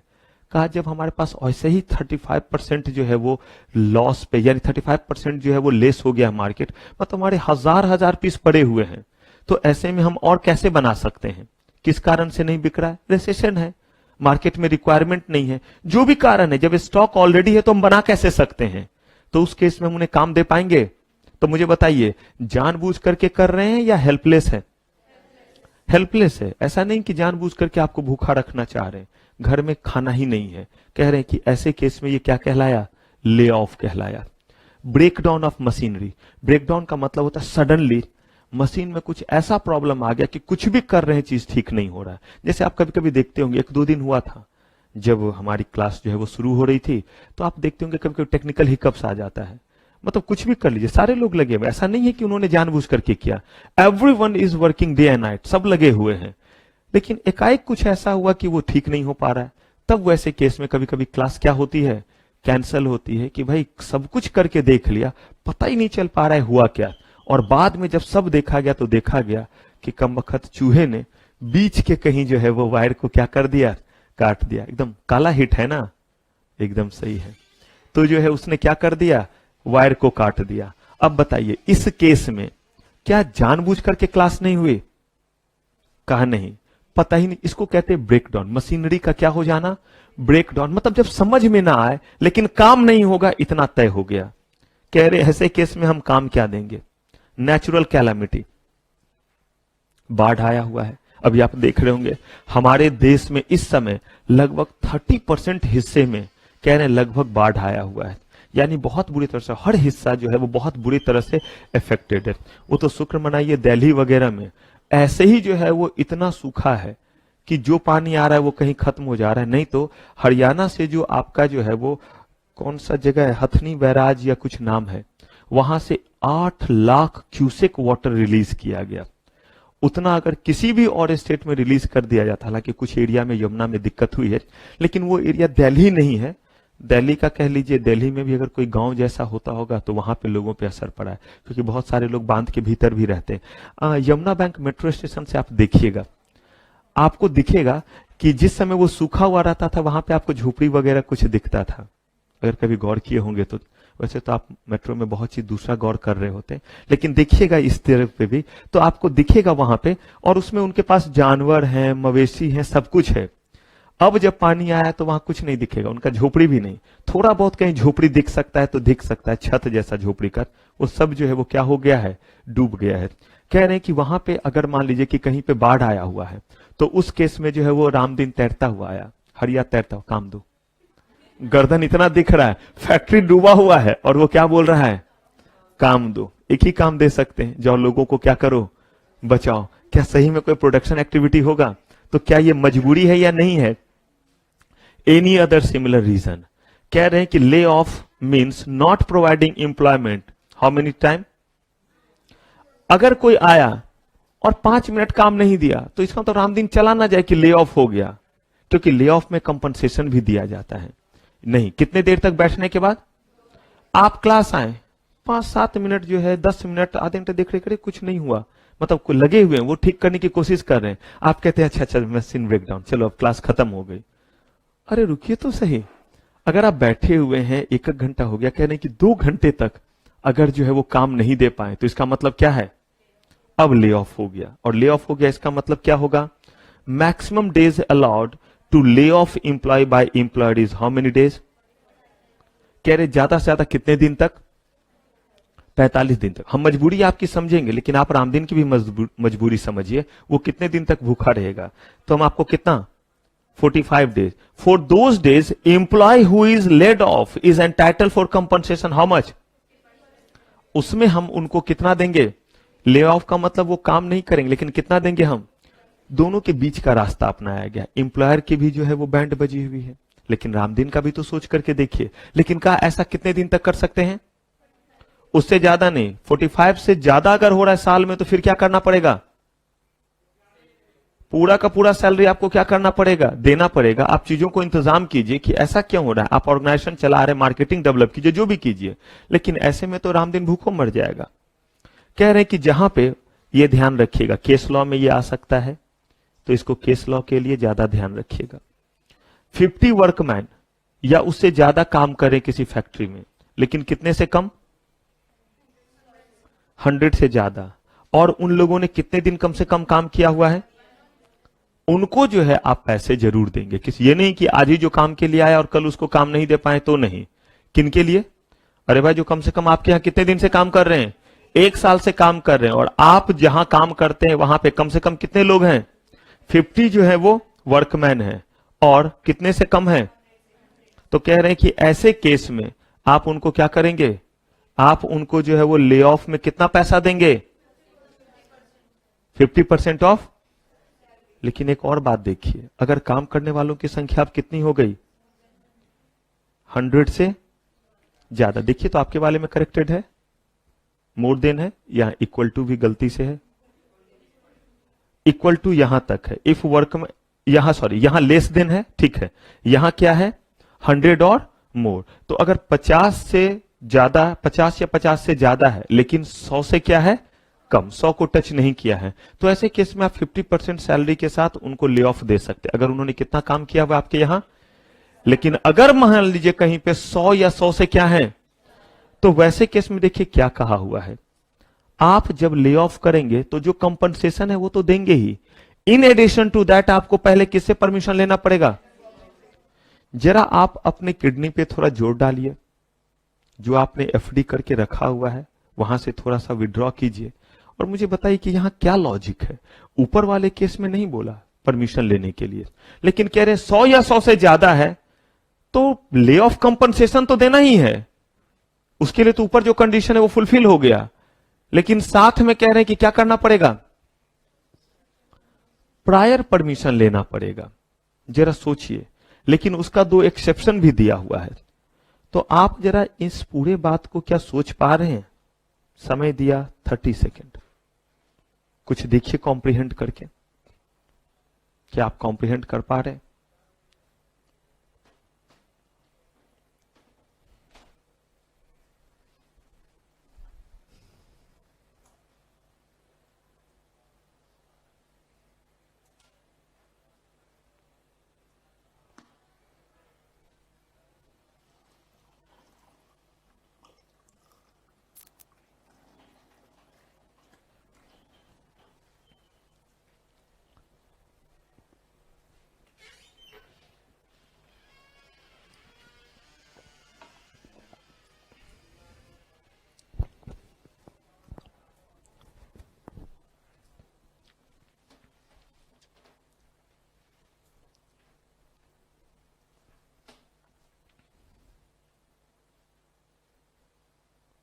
कौन बताएंगे?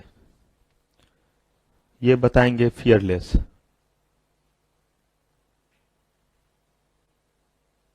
लिखा हुआ है फियरलेस।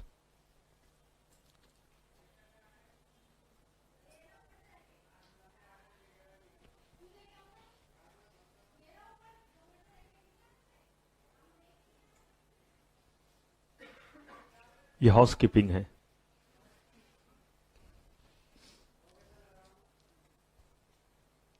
बताइए क्या ऐसा होगा, सोच के देखिए, मुझे बददुआएं मत दीजिए। बताइए।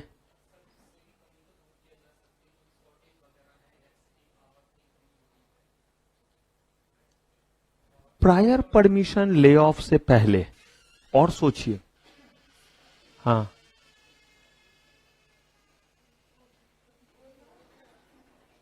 आपकी बॉडी को देख के डर गए कि जब तक आप इजाजत नहीं देंगे नहीं बोलेंगे। नहीं नहीं, डरिए नहीं, बोलिए, अच्छे बच्चे हैं वो भी।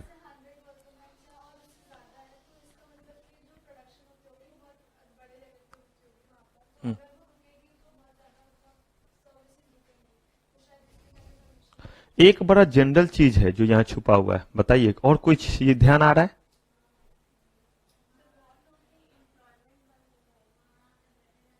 ले ऑफ में पैसे तो देंगे 50%। हाँ,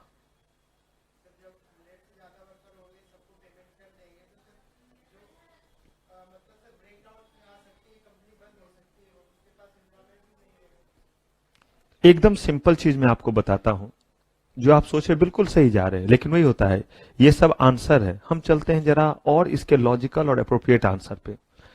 जब भी ले ऑफ होता है तो कितने पैसे मिल रहे हैं? किनको? किस वर्कर को? तो क्या कहीं पे जब काम हो रहा होता है तो सारे वर्कर एक साल से पुराने ही होते हैं? नहीं, ठीक है, जो एक साल से पुराने उनको तो 50% मिल गया।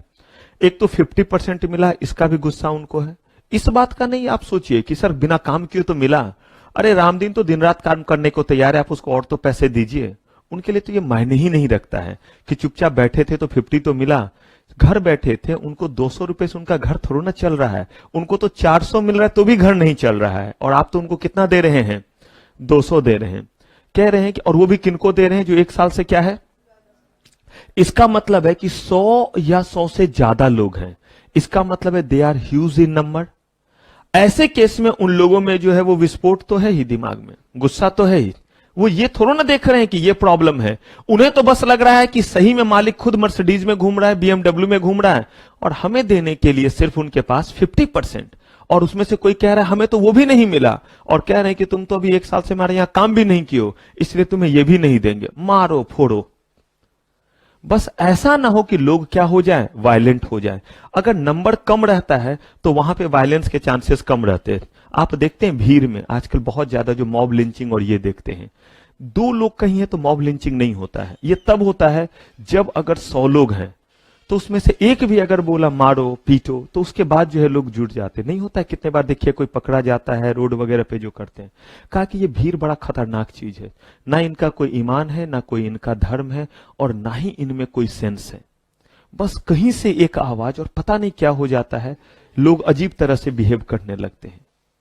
तो ऐसे ही यहां पे बोला कि यहां पे वायलेंस के चांसेस ज्यादा है, इसीलिए सीजी को पहले ये पता होना चाहिए, ताकि जब भी ले ऑफ आप डिक्लेयर करें तो वहां पे प्रॉपर क्या कर सके, हम अरेंजमेंट कर सके लॉ एंड ऑर्डर को क्या करने के लिए, मेंटेन करने के लिए, ताकि गुस्से में वो किसी तरह का हंगामा ना करे, चीजों को तोड़फोड़ ना कर दे। लेकिन इसके 2 एक्सेप्शन भी दिए हुए हैं। इसका मतलब काम करने वालों की संख्या कितनी है वहां, 100 या 100 से ज्यादा, लेकिन उसके बावजूद भी परमिशन लेने की जरूरत, आप कहिएगा सर अभी तो बोला परमिशन लेने की जरूरत है, उसका लॉजिक भी समझाया। कह रहे हैं कि इस सिचुएशन में नहीं है, सिर्फ किस कारण से, देखिए ले ऑफ बड़े सारे कारणों से हो रहा है, देख रहे हैं ना, accumulation of stock, machinery, this that, लेकिन कह रहे हैं इन दोनों सिचुएशन में नहीं। किस सिचुएशन में? शॉर्टेज ऑफ पावर और नेचुरल। शॉर्टेज ऑफ पावर तो साफ साफ दिखेगा किसको, सारे एम्प्लॉय को, मतलब शॉर्टेज ऑफ पावर की बिजली नहीं आ रहा है, बोलेंगे जा चेक करे, लटक के देख तार को, यही ना, वो दिखेगा ना। इसमें तो ये नहीं कह सकता कि वो ज्यादा पढ़ा लिखा कहां हूं कि मुझे पता चलेगा कि अभी रिसेशन है या क्या है कैसे है। और कहा नेचुरल कैलामिटी, जब वो तैर रहा है तो उसे नहीं दिख रहा है कि नेचुरल कैलामिटी है या नहीं है, मतलब अर्थक्वेक आ गया है, क्या आ गया है। तो कह रहे इन जगहों पे गुस्सा नहीं आता उन्हें, क्योंकि गुस्सा तब आएगा जब उसे लगता है कि हमारे साथ जस्टिस नहीं हो रहा है, पैसे हैं इनके पास लेकिन ये पैसे नहीं देना चाहते हैं। कह रहे हैं कि यहां पे तो उन्हें दिख रहा है कि ऑलरेडी क्या है, बाढ़ आया हुआ है, फैक्ट्री के भीतर पानी है, तो मशीन कैसे चलेगा।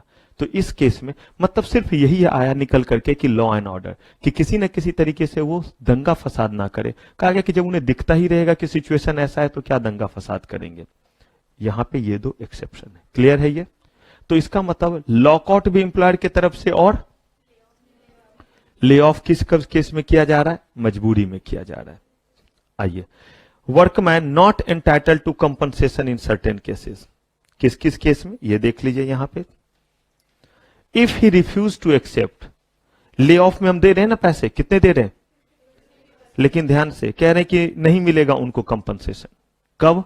जब हम उनको कह रहे हैं कि देखो भाई ये काम तो हमारा अभी नहीं चल रहा है, हम आपको इसी से रिलेटेड दूसरा काम देते हैं, आप उस काम को कीजिए, हम आपको पैसे देंगे। वो कहता है नहीं, जो करता था वही करूंगा, दूसरा काम नहीं करूंगा।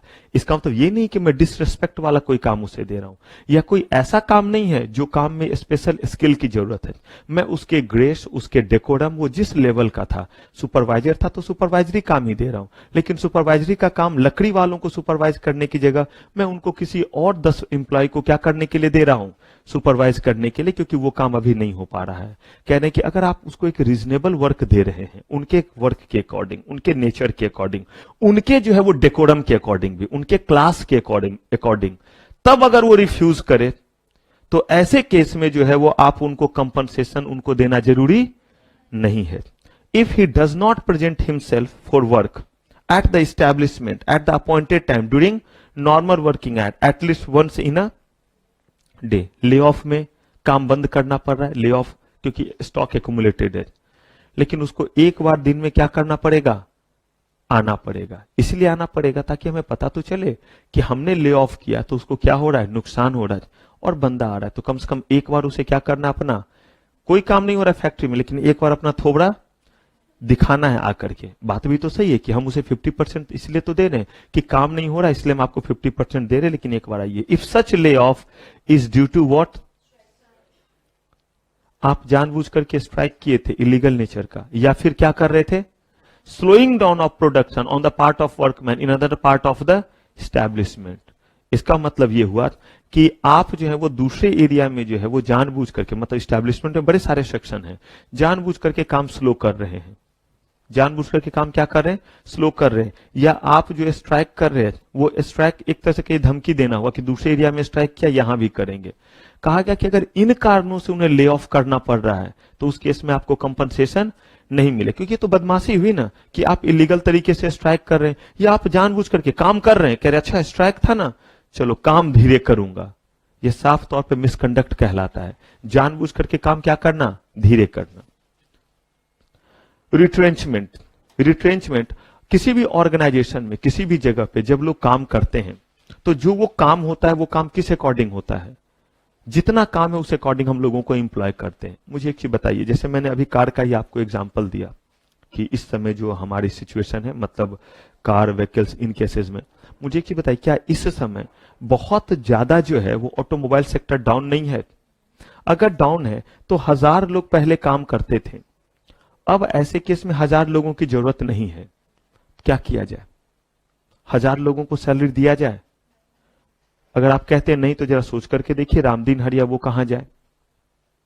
कहा गया अगर हम ऐसे सोचे तब तो हमारे देश में अनएम्प्लॉयमेंट होगा ही नहीं। जो भी लोग हैं कहीं ना कहीं स्किल्ड हैं, कुछ लोग सीए हैं, कुछ लोग सीएस हैं, कुछ डॉक्टर हैं, इंजीनियर है, बड़े सारे हर कैपेसिटी में लोग हैं, but everyone is not employed. हर आदमी हर कैपेसिटी में अनएम्प्लॉयड है, यानी कि कहीं ना कहीं, मतलब जितने सीए हैं सारे एम्प्लॉयड नहीं, जितने सीएस हैं सारे एम्प्लॉयड नहीं, कह रहे जितने इंजीनियर हैं सारे एम्प्लॉयड नहीं, जितने मजदूर हैं सारे मजदूर एम्प्लॉयड नहीं। कह रहे कि हर जगह पे ये अनएम्प्लॉयमेंट। रीजन ये है कि आबादी हमारी इतनी ज्यादा है कि काम जो है एक लेवल तक ही तो होगा, हम लोग ही इतने ज्यादा हो गए हैं कि कहीं ना कहीं क्या होगा, अनएम्प्लॉयमेंट होगा ही। हम लोग ही इतने ज्यादा हैं कि कितना भी आप बोलिए कि फैसिलिटेट किया जाए, भीड़ कम किया जाए, थोड़ा कंफर्ट से हम मेट्रो में जाएं, कैसे होगा? इंफ्रास्ट्रक्चर लिमिटेड, लोग जो है वो अनलिमिटेड। इंफ्रास्ट्रक्चर हर दिन बढ़ नहीं रहा है, जितने देर हम क्लास कर रहे पता नहीं आबादी कहां से कहां पहुंच गई होगी। कहा कि बात तो सही है, तो ऐसे केस में क्या किया जाए? कहा गया कि अगर हम इन 1000 लोगों के साथ आज भी फैक्ट्री को चलाएंगे तो ऐसे केस में एक ऐसा भी दिन आएगा जब हमें क्या करना पड़ेगा, फैक्ट्री को बंद करना पड़ेगा, क्योंकि प्रॉफिटेबिलिटी कम हो गई है और इतने लोगों की रिक्वायरमेंट है नहीं। तब हम क्या करेंगे, उन्हें काम से निकालेंगे। ध्यान से सुनिएगा, अगर किसी को रिटायरमेंट के कारण वो काम से गया है तो ये रिट्रेंचमेंट नहीं कहलाता है। अगर किसी को जो है वो काम छोड़ के वो खुद से गया है तो ये रिट्रेंचमेंट नहीं कहलाता है। डिसिप्लिनरी एक्शन के कारण किसी को काम से निकाला गया है तो ये रिट्रेंचमेंट नहीं कहलाता है। डेथ के कारण कोई काम छोड़ा, डिसेबलमेंट के कारण काम छोड़ा तो ये क्या नहीं कहलाता है, रिट्रेंचमेंट नहीं कहलाता है। रिट्रेंचमेंट का मतलब है कि when there is surplus employ और हम उन्हें इसलिए काम से निकाल रहे हैं because they are surplus in number, इन चीजों के कारण नहीं, तब वो क्या कहलाएगा, रिट्रेंचमेंट। रिट्रेंचमेंट का मतलब है कि काम से निकाला जाना, लेकिन वजह डिसिप्लिनरी एक्शन नहीं है, वजह रिटायरमेंट नहीं है, वजह जो है वो रेजिग्नेशन नहीं है, वजह जो है वो डिसेबलमेंट नहीं है, वजह जो है वो डेथ नहीं है। तो कह रहे डिस्चार्ज ऑफ व्हाट, लेबर या staff, that is termination of service of workman by the employer for any reason other than what, punishment due to disciplinary action. अगर कोई वॉलंटरी रिटायरमेंट ले रहा है तो, या कोई रिटायरमेंट एज पे पहुंच रहा है, या फिर termination of on account of non renewal of contract, termination due to continued ill health. इसका मतलब सीधा समझ लीजिए ना कि ये सब कुछ नहीं है तब हम काम से निकाल रहे, इसका मतलब है कि सरप्लस है। It shall be based on what, last in first out method से। बात भी सही है। अगर मान लीजिए कि बुरे दिन आ गए तो ऐसे केस में किनको पहले निकालिएगा, जो सबसे ज्यादा दिन से आपके पास काम कर रहे हैं उनको निकालिएगा, या जो सबसे बाद में आया है। नॉर्मल लॉजिक तो यही है कि जिसका ज्यादा दिनों तक आपके साथ सेंस ऑफ बिलोंगिंगनेस है उसे तो रखिए, तो जो ज्यादा दिन से उसको नहीं, जो सबसे पहले, जो सबसे बाद में आया है, यानी कि जो नया नया अपॉइंटमेंट है पहले उसको निकालिए, उसके बाद उससे जो पुराना है, और जो सबसे पुराना है उसको बचा करके रखिए। A workman employed for how many days, 1 year और मोर, कैन बी रिट्रेंच, जो एक साल या एक साल से क्या है, ज्यादा दिनों से है, कह रहे हैं उनको जो है हम तभी रिट्रेंच कर सकते हैं जब क्या करेंगे, नोटिस जो है वो देंगे। 3 महीने का है या मिनिमम 3 मंथ है, इसका मतलब कम से कम 3 महीने का नोटिस देंगे उनको काम से निकालने से पहले, या अगर नोटिस नहीं दे पाए तो क्या देंगे, 3 महीने का रिट्रेंचमेंट कंपनसेशन देंगे। ऐसा इसीलिए ताकि आप जब उन्हें काम से निकाले तो अगले ही दिन राम दिन बेरोजगार ना हो जाए, तो इसीलिए आप उसे 3 महीने का नोटिस दीजिए ताकि इस दौरान वो काम क्या करे, ढूंढ ले। और अगर आप नहीं एकाएक आप नोटिस नहीं दे सकते तो कोई बात नहीं है, उसे आज ही काम से निकाल दीजिए, 3 महीने का क्या दे दीजिए, ताकि वो 3 महीने में आराम से काम को क्या कर ले, ढूंढ ले। Where any workman are retrench and the employer proposes to employ any person, he shall give an opportunity who offer themselves for re-employment। अभी देखिए रिसेशन, ऑटोमोबाइल सेक्टर का बुरा हाल, तो अगर मान लीजिए कि यहां पे उन्होंने देखा कि 35%, 40% कम हो गया है, तो अगर इन्होंने देखा कि 40% जो है प्रोडक्शन कम हुआ, तो यहां से 40% लोगों को हटा दिया, यानी कि 1000 में से जो है वो 400 को हटा दिया। कितने से काम कर रहे हैं, अब ये 400 चले गए। फिर से ऑटोमोबाइल सेक्टर वैसे ही बूम कर गया, दीपावली का समय आया, मस्त ऑर्डर आने लगा। अब ऐसे केस में जब वो और लोगों को एम्प्लॉय करने जाएंगे तो पहला प्रायोरिटी किनको दे, इन्हीं 400 को पहले दे, बशर्ते वो क्या करते हैं, विलिंगनेस दिखलाते। तब तक अगर वो किसी और काम पे चले गए तो क्या बोलेंगे, अब तुझे यहां आना ही पड़ेगा, नहीं। लेकिन अगर वो आना चाहते हैं तो उनको क्या किया जाए, नए लोगों से जो है वो पहले प्रायोरिटी दिया जाए कि आप हमारे जगह पे आइए, इस जगह पे जहां आप थे। Employment of at least 50% is required for all the formalities by employer. Employment of at least how much? 50% is required for all the formalities by employer। कह रहे हैं कि कभी भी अगर रिट्रेंचमेंट करते हैं, बड़ा ऑर्गेनाइजेशन है, तो कम से कम 50% लोगों को रखेंगे क्या करने के लिए, रिट्रेंचमेंट के फॉर्मेलिटीज को पूरा करने के लिए। रिट्रेंचमेंट क्या फॉर्मेलिटीज होता है, अभी देखिएगा ना, रिट्रेंचमेंट कंपनसेशन वगैरह जो देंगे, कैलकुलेशन कौन करेगा, कोई तो ये भी तो होना चाहिए भाई, जिनको आप हटा भी रहे हैं तो उस हटाने की प्रक्रिया को भी तो फुलफिल करने के लिए कोई पर्सन होना चाहिए। If 100 or more employ are there then prior permission is, देखिए हर जगह लोग ज्यादा रहने पे क्या करना पड़ता है, मैंने पहले बोला ऐसा इसीलिए लेना पड़ता है ताकि किसी तरह से लॉ एंड ऑर्डर हमारा गड़बड़ ना हो। ये जो रिट्रेंचमेंट कंपनसेशन की बात आपने सुनी, वो कैसे पे करेंगे, कितने के अकॉर्डिंग, कहा कि आपको जो हम पे करेंगे वो होगा 15 days व्हाट इनटू एवरी। याद रखिए ये नोटिस के अलावा है, अगर 3 महीने का नोटिस दे दिया है तब तो कोई पैसे नहीं देंगे, तब सिर्फ क्या देंगे, रिट्रेंचमेंट कंपनसेशन। लेकिन अगर हम एक ही बार में निकाल रहे हैं तो क्या करेंगे, 3 महीने का तो पहले सैलरी दीजिएगा, उसके अलावा जो रिट्रेंचमेंट कंपनसेशन देंगे उसका कैलकुलेशन कैसे होगा, जितने साल उसने काम किया है वो लिख दीजिए 10 years, मल्टीप्लाई कीजिए 15 डेज का सैलरी। तो कहा 15 डेज का कौन सा सैलरी दे, तो कहा कि अंतिम 3 महीने में उसको जितने आपने सैलरी दिया है उसको 3 से क्या कर दीजिए, तो ये 30 दिन का निकल गया, उससे कितने दिन का निकाल लीजिए, 15 डेज का। जब आप रिट्रेंचमेंट के लिए कर रहे हैं किसी को, तो उससे 3 महीने पहले सैलरी तो मिली होगी ना। हो सकता है सैलरी कम ज्यादा मिला हो, कभी 30,000 मिला हो, कभी 40,000 मिला हो। कह रहे कि तीनों को क्या कीजिए, ऐड कीजिए। किससे डिवाइड कीजिए, 3 से डिवाइड कीजिए। और ये निकल गया कितने दिन का, 1 महीने का, 30 डेज का। आपको कितने दिन का देना है? तो अगर मान लिया कि हर महीने उसको 30,000 ही मिल रहा था, तो तब तो सीधा 15,000 आ गया अंतिम 3 महीने में। तो ये 15,000 हो गया। कितने साल उसने काम किए थे? तो 3 महीने का नोटिस प्लस उसको 1.5 लाख रुपया देंगे। क्या करने के लिए? Retrenchment compensation. अब उसके बाद वो कहीं जा सकता है। क्लियर है ये चीज? ये था हमारा रिट्रेंचमेंट कंपनसेशन। कह रहे हैं कि किस चीज में? अब लेआउट और रिट्रेंचमेंट के केस में अगर आपने जो है वो चीजों को कंप्लाई नहीं किया, अब ले ऑफ के केस में क्या होगा? आपने ले ऑफ का कंपनसेशन नहीं दिया 50% वाला, या सीजी से प्रायर परमिशन लेना था, नहीं लिया। रिट्रेंचमेंट के केस में नोटिस नहीं दिया, या नोटिस नहीं दिया तो 3 महीने का पेमेंट नहीं दिया, या उनको जो है रिट्रेंचमेंट कंपनसेशन नहीं दिया, या पूरा नहीं दिया। तो वैसे केस में कह रहे any employer who contravene shall be punishable with imprisonment for maximum how many days? 1 month and with fine कितना? 1,000 रुपीज। इसका मतलब है कि इतना फाइन दे दे और अब उसे कंपनसेशन वगैरह नहीं देना है रामदीन को। का रामदीन हर या राम खिलावन को जो देना है वो तो अपनी जगह, और वो जितने दिन नहीं दिया जा रहा है उतने दिन का इंटरेस्ट भी लगेगा। नॉर्मली इंटरेस्ट ये 18% तक लगा देते हैं लेबर के केस में, कि 18% का क्या दो उनको, इंटरेस्ट दो। ये उनके ऊपर डिपेंड करता है, लेबर कोर्ट बाकी पे। लेकिन मैं आपको वो बता रहा हूं जो प्रैक्टिकली हो रहा है। ज्यादातर केसेज में वो सॉफ्ट कॉर्नर रखते हैं थोड़ा लेबर वगैरह से, और 18% का जो है वो लगा देते हैं। कहा कि वो तो एज इट इज चलता रहेगा। ये तो वो है जो आप किसको पे करेंगे? ये तो अथॉरिटी को आप पे करेंगे। ब्रीच ऑफ सेटलमेंट और अवार्ड, अगर सेटलमेंट को कहीं ब्रीच किया या अवार्ड, जो ऑर्डर सुनाया गया, तो इंप्रीजमेंट अब कितना, जो 1 मंथ था वो कितने, और fine case to case basis पे डिसाइड होगा। लेकिन अगर आपका डिफॉल्ट कंटिन्यू चल रहा है, तो जब तक आप अपने डिफॉल्ट को मेड गुड नहीं कर लेते, हर दिन का कितना, यानी कि आपने नहीं दिया तो 1,000 रुपए का पेनल्टी, आज नहीं दिया, कल भी नहीं दिया उनका कंपनसेशन, परसों भी नहीं दिया, तो हर दिन का 200 रुपए का मीटर कब तक चलता रहेगा? और इधर जितना उनका कंपनसेशन का अमाउंट था उस पर क्या चलता रहेगा? इंटरेस्ट। वो तो उनको देंगे, किनको? रामदीन हर या राम खिलावन वर्कर को। लेकिन ये 200 रुपए हर दिन का किनको देंगे?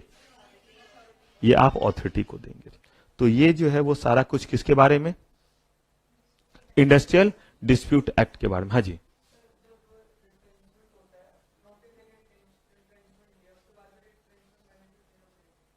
हाँ, हाँ जी, हाँ, हाँ। नोटिस नहीं दिया तब तो अलग है ना। नोटिस नहीं दिया तो 3 महीने का पेमेंट देना पड़ेगा, ये तो बस अलग है। हाँ जी, अगर वो 1 साल से ज्यादा दिनों से आपके पास है तो उसको क्या देंगे? कंपनसेशन भी देंगे। तभी तो मैंने वो कैलकुलेशन आपको दिखलाया। अब चलिए, हम लोगों ने अपने इस लेबर लॉ के कंप्लायंस, अब देखिए ये सारा कुछ क्यों देख रहे हैं? क्योंकि कंपनी हमारी चल रही है, कंपनी का प्रोडक्शन हो रहा है, कंपनी के फैक्ट्री है, वहां पे ये सारे मसले आएंगे। अब हम लोग बात करते हैं कि 2 तरीके से लोग एम्प्लॉयमेंट में आते हैं। 2 तरीके से एम्प्लॉयमेंट में आते हैं। एक तरीका क्या है? एक आते हैं डायरेक्ट और एक कॉन्ट्रैक्टर के थ्रू। डायरेक्ट आने का मतलब है कि रामदीन काम ढूंढता हुआ गया और उसे काम मिल गया। दूसरा, रामदीन हरिया राम खिलावन खुद से काम नहीं ढूंढ पा रहा है, तब ये पहुंचते हैं किनके पास? और उस कॉन्ट्रैक्टर को कहते हैं कि क्या आप हमें कोई काम दिला सकते हैं? वो कॉन्ट्रैक्टर कहता है हाँ, हम हैं ही इस चीज के लिए, क्योंकि हमने जो है वो बोला हुआ है एम्प्लॉयर को कि अगर आपको काम की जरूरत रहे तो हमें बताइए, क्योंकि वो डायरेक्टली थोड़ा ना पहुंचेंगे रामदीन तक।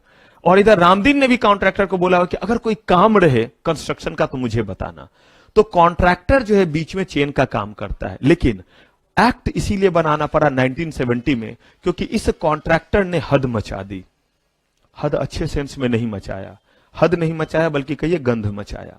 और वो था क्या, वो सुनिए। आप मूवी वगैरह में देखते होंगे, अगर कहीं कोई मूवी अमिताभ बच्चन वगैरह का देखा हो, तो उसमें जो कॉन्ट्रैक्टर काम पे लगता था, जैसे ही पैसे उनको बढ़ते थे, कॉन्ट्रैक्टर जो है वो क्या करता था, पहुंचा हुआ है और उसमें से अगर 100 रुपए मिले तो उसमें से 10 रुपया ले लिया और 90 देता था। तो बाकी सब तो दे देते थे, अमिताभ बच्चन जो है वो स्टाइल में आते थे और वो जो है वो नहीं देते थे। तो नहीं देते थे तो ढिसुम ढिसुम और ये सब होता था, तो वो तो मूवी था तो ढिसुम ढिसुम चलता था। क्या हमारा लॉ हमें इस बात की इजाजत देता है कि अगर हमारी चीज फुलफिल ना हो तो हम वायलेंस एक्टिविटी करें या इलीगल मीन्स से चीजों को फुलफिल करें? Unfortunately not. तब जाकर के कानून बनाया गया कि जो कॉन्ट्रैक्टर हैं, जो इनको काम दिलाते हैं, वो कहीं इनका मिसयूज ना करे। आप कहिएगा फिर कॉन्ट्रैक्टर को क्या फायदा होगा? कॉन्ट्रैक्टर फिर कॉन्ट्रैक्टर बनेगा ही क्यों? क्योंकि कॉन्ट्रैक्टर को जो पैसे देते हैं वो कौन है? एम्प्लॉयर। जितने भी मजदूर लेकर के जाते हैं, कंपनी जहां आप काम करेंगे वो हुआ प्रिंसिपल एम्प्लॉयर। मान लीजिए कि मैंने कहा कि बहुत हो गया पढ़ना पढ़ाना, अब मैं बनूंगा कॉन्ट्रैक्टर, और मैंने जो है वो बोला, मान लीजिए मैं कॉन्ट्रैक्टर तो आप मजदूर, रामदीन हरिया राम खिलावन बंसी बिरजू, तो अब जो है अभी राम दुलारी पे नहीं जाएंगे, अब जो है वो सारे लोग हम लोग क्या बन गए? आप मजदूर, मैं बन गया कॉन्ट्रैक्टर। अगर मैं कॉन्ट्रैक्टर बना तो इस केस में आप मेरे पास आए और आपने बोला कि काम दिलाइए। मैं अगर किसी भी तरीके से आपसे पैसा लूंगा तो वो गलत है। तो मुझे पैसा कौन देगा? तो मुझे पैसा देगा प्रिंसिपल एम्प्लॉयर। और प्रिंसिपल एम्प्लॉयर कौन हुआ? जहां पे मैं आपको ले जाकर के ऐसे डाल दूंगा कि लो काम करो यहां पे। आप कहेंगे सर ऐसे होता है? हाँ जी, ऐसे ही। एक ट्रैक्टर आएगा और उस ट्रैक्टर पे सारे मजदूर बैठ जाते हैं, ढंडन ढंडन ढंडन, और या वो 407 ट्रक रहता है, उस पे जो ऐसे जो है वो तगाड़ी, बेलचा, फवारा ये सब लिए हुए सब रहते हैं, और ऐसे करके देखते रहिएगा। ट्रक जो रहता है ना हाफ डाला वाला, उसमें गर्दन ऐसे दिखता रहेगा कि सब ऐसे करके देख रहे हैं और ऐसे पकड़े रहते हैं। वो कंस्ट्रक्शन साइट पे जा रहे होते हैं और वहां पे जाकर के काम करेंगे। तो जिस कॉन्ट्रैक्टर ने उन्हें भेजा है वो है उनका इमीडिएट एम्प्लॉयर। मैंने आपको अगर काम दिया तो मैं क्या हुआ? Immediate employer. आपको मैंने काम जो दिया है वो कहां दिया है? डीएलएफ का अपार्टमेंट बन रहा है। आपके तो पैसे काटूंगा जब काम पे भेजूंगा। जो लेट आते हैं उसको क्या करते हैं? कम पैसे मिलते हैं। तो अब जो है वो आप डीएलएफ के जो है वो साइट पे जाएंगे। अगर जो है वो डीएलएफ के साइट पे गए और आपने जो है काम करना शुरू किया, तो आप जो है वो मेरा काम कर रहे हैं या डीएलएफ के पास कंस्ट्रक्शन का काम कर रहे हैं? पैसे तो डीएलएफ देगा। डीएलएफ जो पैसा देगा ये कहलाया बेसिकली प्रिंसिपल एम्प्लॉयर। मैं क्या कहलाया? Immediate employer. लेकिन आप काम करने के लिए तो पहले मेरे जगह पे आए, एक जगह पे आप जमा हुए जो मेरा ऑफिस है। मेरा भी कुछ रिस्पॉन्सिबिलिटी है कि वहां पे भी मिनिमम फैसिलिटीज होनी चाहिए अगर मैं कॉन्ट्रैक्टर बना तो, क्योंकि मुझे पैसा कौन दे रहा है? प्रिंसिपल एम्प्लॉयर, डीएलएफ दे रहा है। प्रिंसिपल एम्प्लॉयर ने मुझे पैसे अगर दे दिए आपको डिस्ट्रीब्यूट करने के लिए, तो ये नहीं कि मैं उसमें से 10-10 और 20-20 काट काट के आपको दूंगा, क्योंकि मुझे प्रिंसिपल एम्प्लॉयर ने एक मजदूर पे 50 रुपए ऑलरेडी दिया हुआ है। और ये बिल्कुल जो है वो रिटर्न एग्रीमेंट के तहत होता है, ये नहीं कि मैं चोरी चोरी चुपके काम कर रहा हूं। इसकी के लिए कहा गया कि मैं भी अपने आप को रजिस्टर्ड करूं एज व्हाट? कॉन्ट्रैक्टर।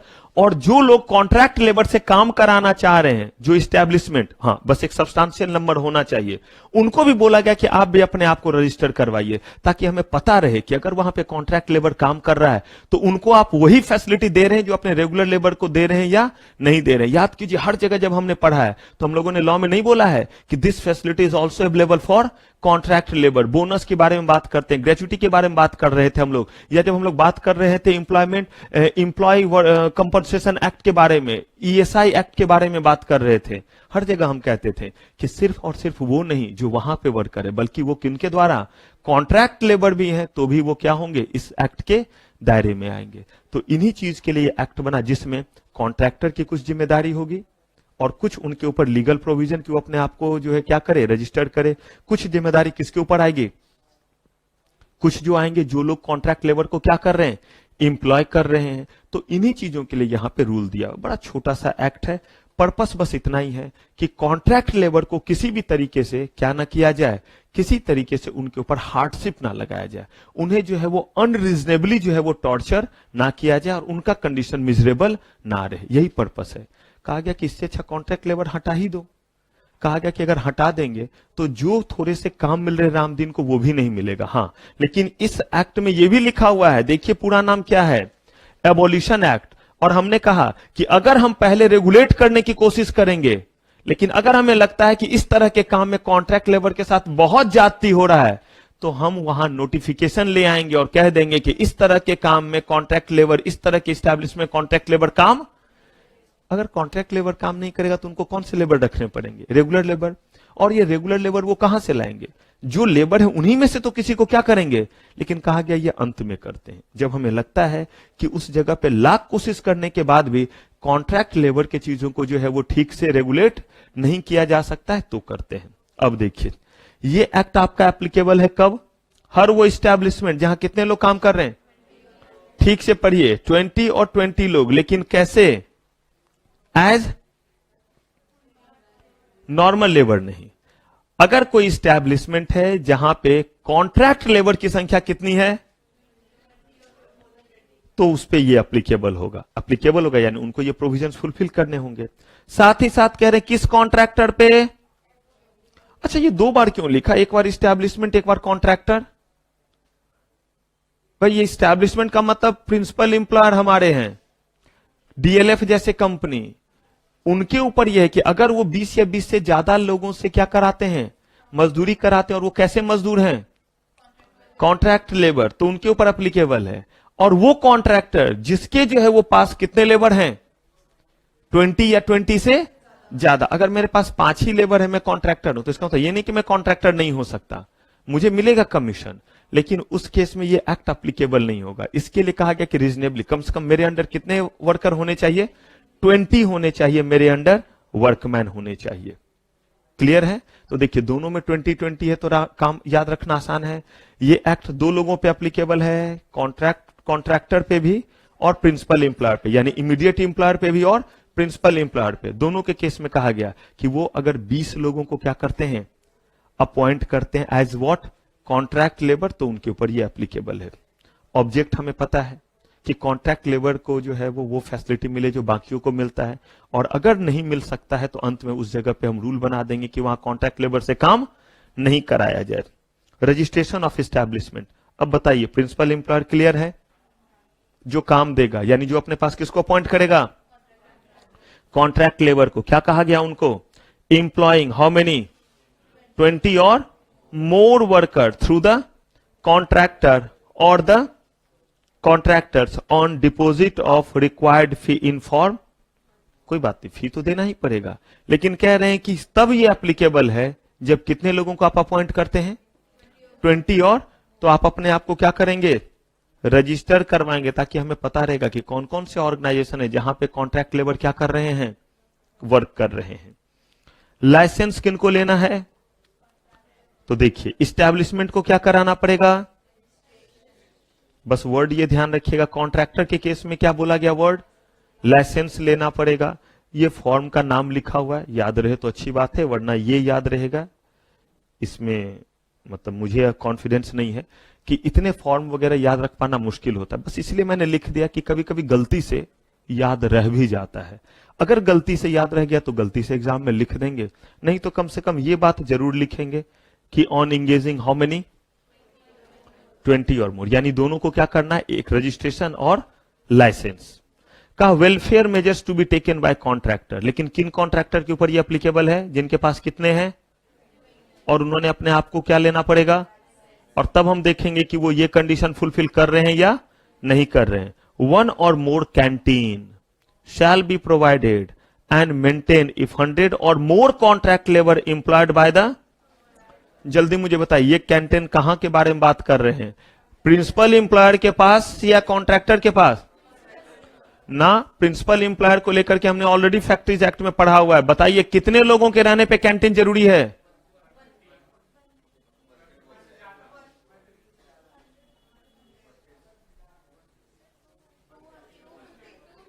250 और मोर पे कैंटीन जरूरी है, 150 पे आपका जो है वो फर्स्ट एड बॉक्स था।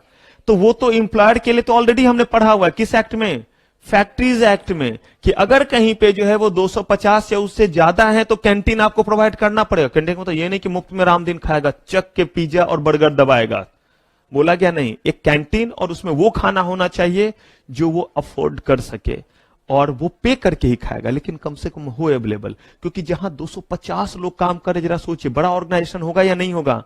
और ऐसे बड़े फैक्ट्री वगैरह कहां पे होते हैं, ठीक मेट्रो स्टेशन के नीचे, ऊपर, कहा नहीं, क्या शहर में होंगे, नहीं, शहर से बाहर होंगे। तो शहर से बाहर होगा तो यहां पे देखते हैं, अभी आपको जो है ब्रेक में कभी छोले कुलचे, कभी छोले भटूरे, बाहर निकलते चट से खा लेते हैं। और आप लोग का जब वो स्मेल आता है तो मुझे भूख लगना शुरू, लेकिन मैं तो खाता हूं लेट से, तो उतने देर तक कितने बार ऐसा होता है कि छोले कुलचे का वो जो छोले का स्मेल आता है, भूख ऐसे ही लगना शुरू हो जाता है।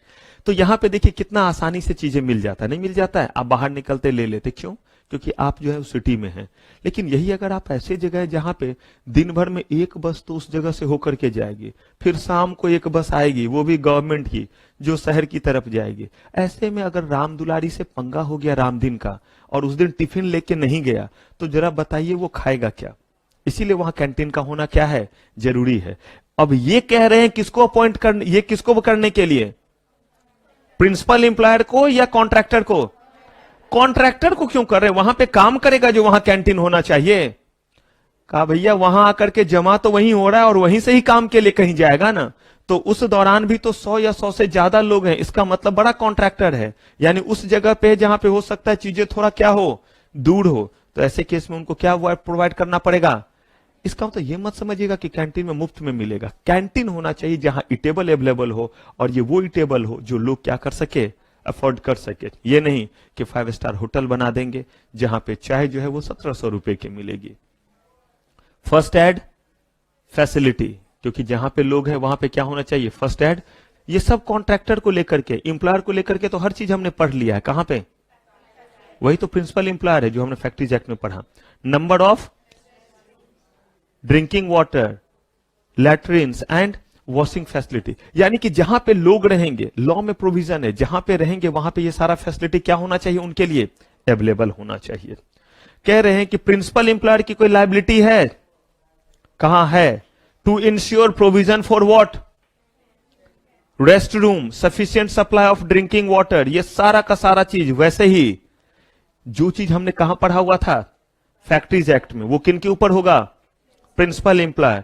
Principal employer entitled to recover from the contractor for providing such amenity to make deduction of any amount. जो चीज कॉन्ट्रैक्टर को अलाउ करना चाहिए था, प्रोवाइड करना चाहिए था, उसके लिए ऑलरेडी प्रिंसिपल एम्प्लॉयर पेमेंट करते हैं कि अगर आप हमारे पास 100 मजदूर भेजेंगे तो हम आपको इतने पैसे देंगे, और उसमें उनके मिनिमम वेलफेयर का कॉस्ट दिया हुआ है जिसका वो ध्यान रखेंगे। मतलब आप अगर 100 लोग हैं और एक कॉन्ट्रैक्टर है और वो एक ही जगह भेज रहा है, तो प्रिंसिपल एम्प्लॉयर सिर्फ 100 लोगों पे सिर्फ ये नहीं देता कि आप 100 लोगों को लेकर के आए, उन 100 लोगों को मेंटेन करने के लिए, कैरी करके हम तक पहुंचाने के लिए सारा खर्चा पे करती है। तभी तो वो ट्रैक्टर में डाल करके भेजते हैं ताकि उनका पैसा ज्यादा से ज्यादा क्या हो, बचे। वो खुला वाला ट्रक में पता चला उसमें सामान भी चला गया और इंसान भी चला गया, और साथ ही साथ वहां ट्रांसपोर्टेशन का जो काम होगा तो कॉन्ट्रैक्टर उसमें भी अपना पैसा लेगा कि मैंने एक ट्रक दिया, वो ट्रक जो है दिन भर काम किया, या ट्रैक्टर जो है वो दिन भर काम किया। इन्हीं चीजों को तो रोकने के लिए क्या किया गया है, एक्ट बनाया गया। कह रहे हैं कि principal employer shall maintain what, register of contractor. फिर मैंने बोला फॉर्म गलती से याद रहे तो रखिए, अदरवाइज फॉर्मेट दिया हुआ रहता है। फॉर्म का मतलब कुछ नहीं होता, क्या होता है, फॉर्मेट, जिसमें आप लिखेंगे कि भाई कॉन्ट्रैक्टर का नाम ये, इस कॉन्ट्रैक्टर ने बंसी, बिरजू, हरिया, रामखिलावन, इन सबको क्या किया, भेजा है, और वो इतने से इतने बजे काम किया। एक इस क्लास का पर्सन है, क्लास का मतलब ये कंस्ट्रक्शन कर सकता है, ये मैकेनिक का काम कर सकता है, ये इस तरह का वायरिंग या बाकी इलेक्ट्रिसिटी का काम कर सकता है। कॉन्ट्रैक्टर भी क्या करेगा, अपने पास रजिस्टर, दोनों, जो प्रिंसिपल एम्प्लॉयर है वो भी मेंटेन करे और कौन मेंटेन करे, ताकि दोनों चीज क्रॉस वेरीफाई हो जाए। फॉर ईच रजिस्टर्ड इस्टेब्लिशमेंट, जितने भी इस्टेब्लिशमेंट में वो भेजेगा उन सबके लिए मेंटेन करे कि मैंने कितने कितने को जो है वो क्या किया हुआ है, भेजा है। To issue an employment card to each worker, हर वर्कर को क्या दे, एक एम्प्लॉयमेंट कार्ड दे ताकि पता चले कि वो किस कॉन्ट्रैक्टर के जरिए आया है और कितने पे आया है। To issue service certificate to every workman on his termination, ताकि अगर कल को वो कहीं और काम करने के लिए जाए तो हम नहीं कहते एक्सपीरियंस सर्टिफिकेट जैसा चीज, तो वो रामदीन के लिए भी तो जरूरी है कि वो मैकेनिक का काम किया है, इतने दिनों तक काम किया है, क्योंकि जब वो 1 साल काम करके जाएगा तब उसके बाद जो उसे अमाउंट मिलेगा वो क्या होगा, पहले से ज्यादा। तो रामदीन बोलेगा हाँ मैंने किया है, हरिया बोलेगा हाँ मैंने किया है 1 साल, बोलेगा 5 साल। तो कहा नहीं, इसके लिए आप उनको क्या प्रोवाइड करेंगे, सर्टिफिकेट। हो सकता है आप ना देना चाहे कि चलो ये सब नहीं मिलता, भागो यहां से, कहा नहीं, अगर नहीं किया तो ये सारे चीज किस दायरे में आएंगे, पेनल्टी के दायरे में आएंगे। फॉर ऑब्स्ट्रक्टिंग द इंस्पेक्टर, ये कौन सा इंस्पेक्टर है? सिंघम वाले नहीं, ये फैक्ट्री इंस्पेक्टर, लेबर इंस्पेक्टर होते हैं। अगर ये आते हैं और failing to produce registered etcetera, वो आते हैं इंस्पेक्शन के लिए, सही में देखना चाहते हैं कि कॉन्ट्रैक्ट लेबर को वो सब फैसिलिटी मिल रहा है या नहीं। आप बोलते हैं आपको हमारे फैक्ट्री में आने से पहले हमारे लाश से गुजरना पड़ेगा, चल पीछे हट। यानी उस केस में क्या लगेगा? Fine, penalty, imprisonment up to how many days, और फाइन। आप बताइए 500 रुपए से डरते हैं? ये तो वही है कि थप्पड़ से डर नहीं लगता साहब जी, डैश से लगता है। तो यही लोग हैं, इनको ये 500 रुपए से डर लगता है, इनको ये 5000 से भी डर नहीं लगता है। इनको तो डर बस कहां लगता है? इंप्रीजमेंट से। For violation of the provision of this act और रूल, इंप्रीजमेंट कितना? फाइन। ऑन कंटिन्यूइंग कॉन्ट्रावेंशन, कब तक? एक बार किया और ये कंटिन्यू चल रहा है, तो जब तक चलता रहेगा तब तक हर दिन का कितना? ये आपको लगता रहेगा। तो ये किसके बारे में था? ठीक है, अब हम लोग जो एस्पेक्ट स्टार्ट करेंगे वो क्या रहेगा वो जान लीजिए। आप देखते होंगे कि वर्कर को अगर कोई गिला शिकवा है तो वर्कर एक नहीं है, बड़े सारे हैं। मैनेजमेंट तक बात कैसे पहुंचे? अगर आपको कोई दिक्कत है तो पहले क्या किया जाता है? चीजों को मैनेजमेंट तक पहुंचाया जाता है। जैसे मैं आपको नहीं बोलता हूं कि अगर कहीं दिक्कत रहे तो बताइए कि क्या समझ में नहीं आया, कैसे नहीं आया, ताकि उसको क्या किया जा सके? ठीक किया जा सके। Because there are an number of method through which a teacher can teach you. पता तो चले आप कहां समझ जा रहे हैं। अगर लगता है कि नहीं बच्चा इतना में समझ जा रहा है तो और ज्यादा एक्सप्लेनेशन की जरूरत नहीं है, हम तेज चल सकते हैं। आप बोलेंगे नहीं सर ठीक जा रहा था, ऐसे ही चलने दीजिए, इसका मतलब समझ में आ गया कि अभी ऐसे ही रखना है। वैसे ही कहा गया कि अगर कोई दिक्कत हुआ, जहां पे 100 लोग 1000 लोग काम करेंगे प्रॉब्लम तो आएगा ही, लेकिन उस बात को मैनेजमेंट तक पहुंचाया जाए या नहीं पहुंचाया जाए। कहा गया कि मैनेजमेंट तक पहुंचाने के लिए जाए कौन? रामदी बोलेगा मैं भी जाऊंगा, हरिया बोलेगा अच्छा अच्छा तू बड़ा चौधरी तू जाएगा मैं ना जाऊंगा, बंसी बिरजू बोलेगा मैं भी जाऊंगा। और वो बात कितने अच्छे तरीके से करेंगे वो सुनिए। बातचीत चले, हाँ बताइए क्या बात है, तो बात क्या रहेगा? हमारा सैलरी बढ़ना चाहिए, हमारा सैलरी कैसे नहीं बढ़ेगा। ये बात वो रतन टाटा से कर रहे थे। कहा गया कि नहीं, हर आदमी का, ध्यान से सुनिए, बात करने का तरीका और बात समझने के तरीके में अंतर है। रतन टाटा आपके इस लैंग्वेज को नहीं समझ पाएंगे या आपके इस टेम्परामेंट को नहीं झेल पाएंगे, क्योंकि उनका एक अलग बॉर्न एंड बॉटअप है, अलग लोगों का अलग है। तो उन तक बात पहुंचाने के लिए उसी तरीके में बात को पहुंचानी पड़ेगी ना। उसके लिए क्या किया जाता है? वर्कर अपने में से ही जो है वो क्या चुनते हैं? एक पर्सन चुनते हैं, क्योंकि सारे लोग 1000 लोग क्या घेर करके बैठेंगे? नहीं। तब कंसेप्ट आया ट्रेड यूनियन का, कि कहा गया कि अगर वो एक साथ हैं तो इफेक्टिव तरीके से बातों को क्या कर सकते हैं? रख सकते हैं। एसोसिएशन आज के डेट में आप देखेंगे ई रिक्शा वाले का भी है, ऑटो वाले का भी है, सबका रहता है ट्रेड यूनियन। वो करते क्या है? बातों को इफेक्टिव तरीके से उस अथॉरिटी तक रखते हैं जो उसके लिए कंसर्निंग अथॉरिटी है। तो वैसे ही लेबर के इन बातों को रखने के लिए जो है ट्रेड यूनियन का कंसेप्ट आया। अब ये ट्रेड यूनियन कौन बना सकता है? इसका मिसयूज ना हो। ट्रेड यूनियन धमकी देने के लिए नहीं होता है, बल्कि एम्प्लॉयर और एम्प्लॉयर के बीच में हार्मोनी बनाने के लिए होता है, चैनल बनने के लिए होता है। तो कैसे ट्रेड यूनियन बनता है, क्या क्या इसमें कंप्लायंसेस है, और तब आएंगे हम लोग लेबर लॉ के एक एस्पेक्ट पे, बाकी एस्पेक्ट पे। तो ये हम लोग कब करेंगे? नेक्स्ट एपिसोड में। तो चलिए फिलहाल आज की सेटिंग अप की सेवा समाप्त। थैंक यू वेरी मच, आपका बहुत बहुत धन्यवाद।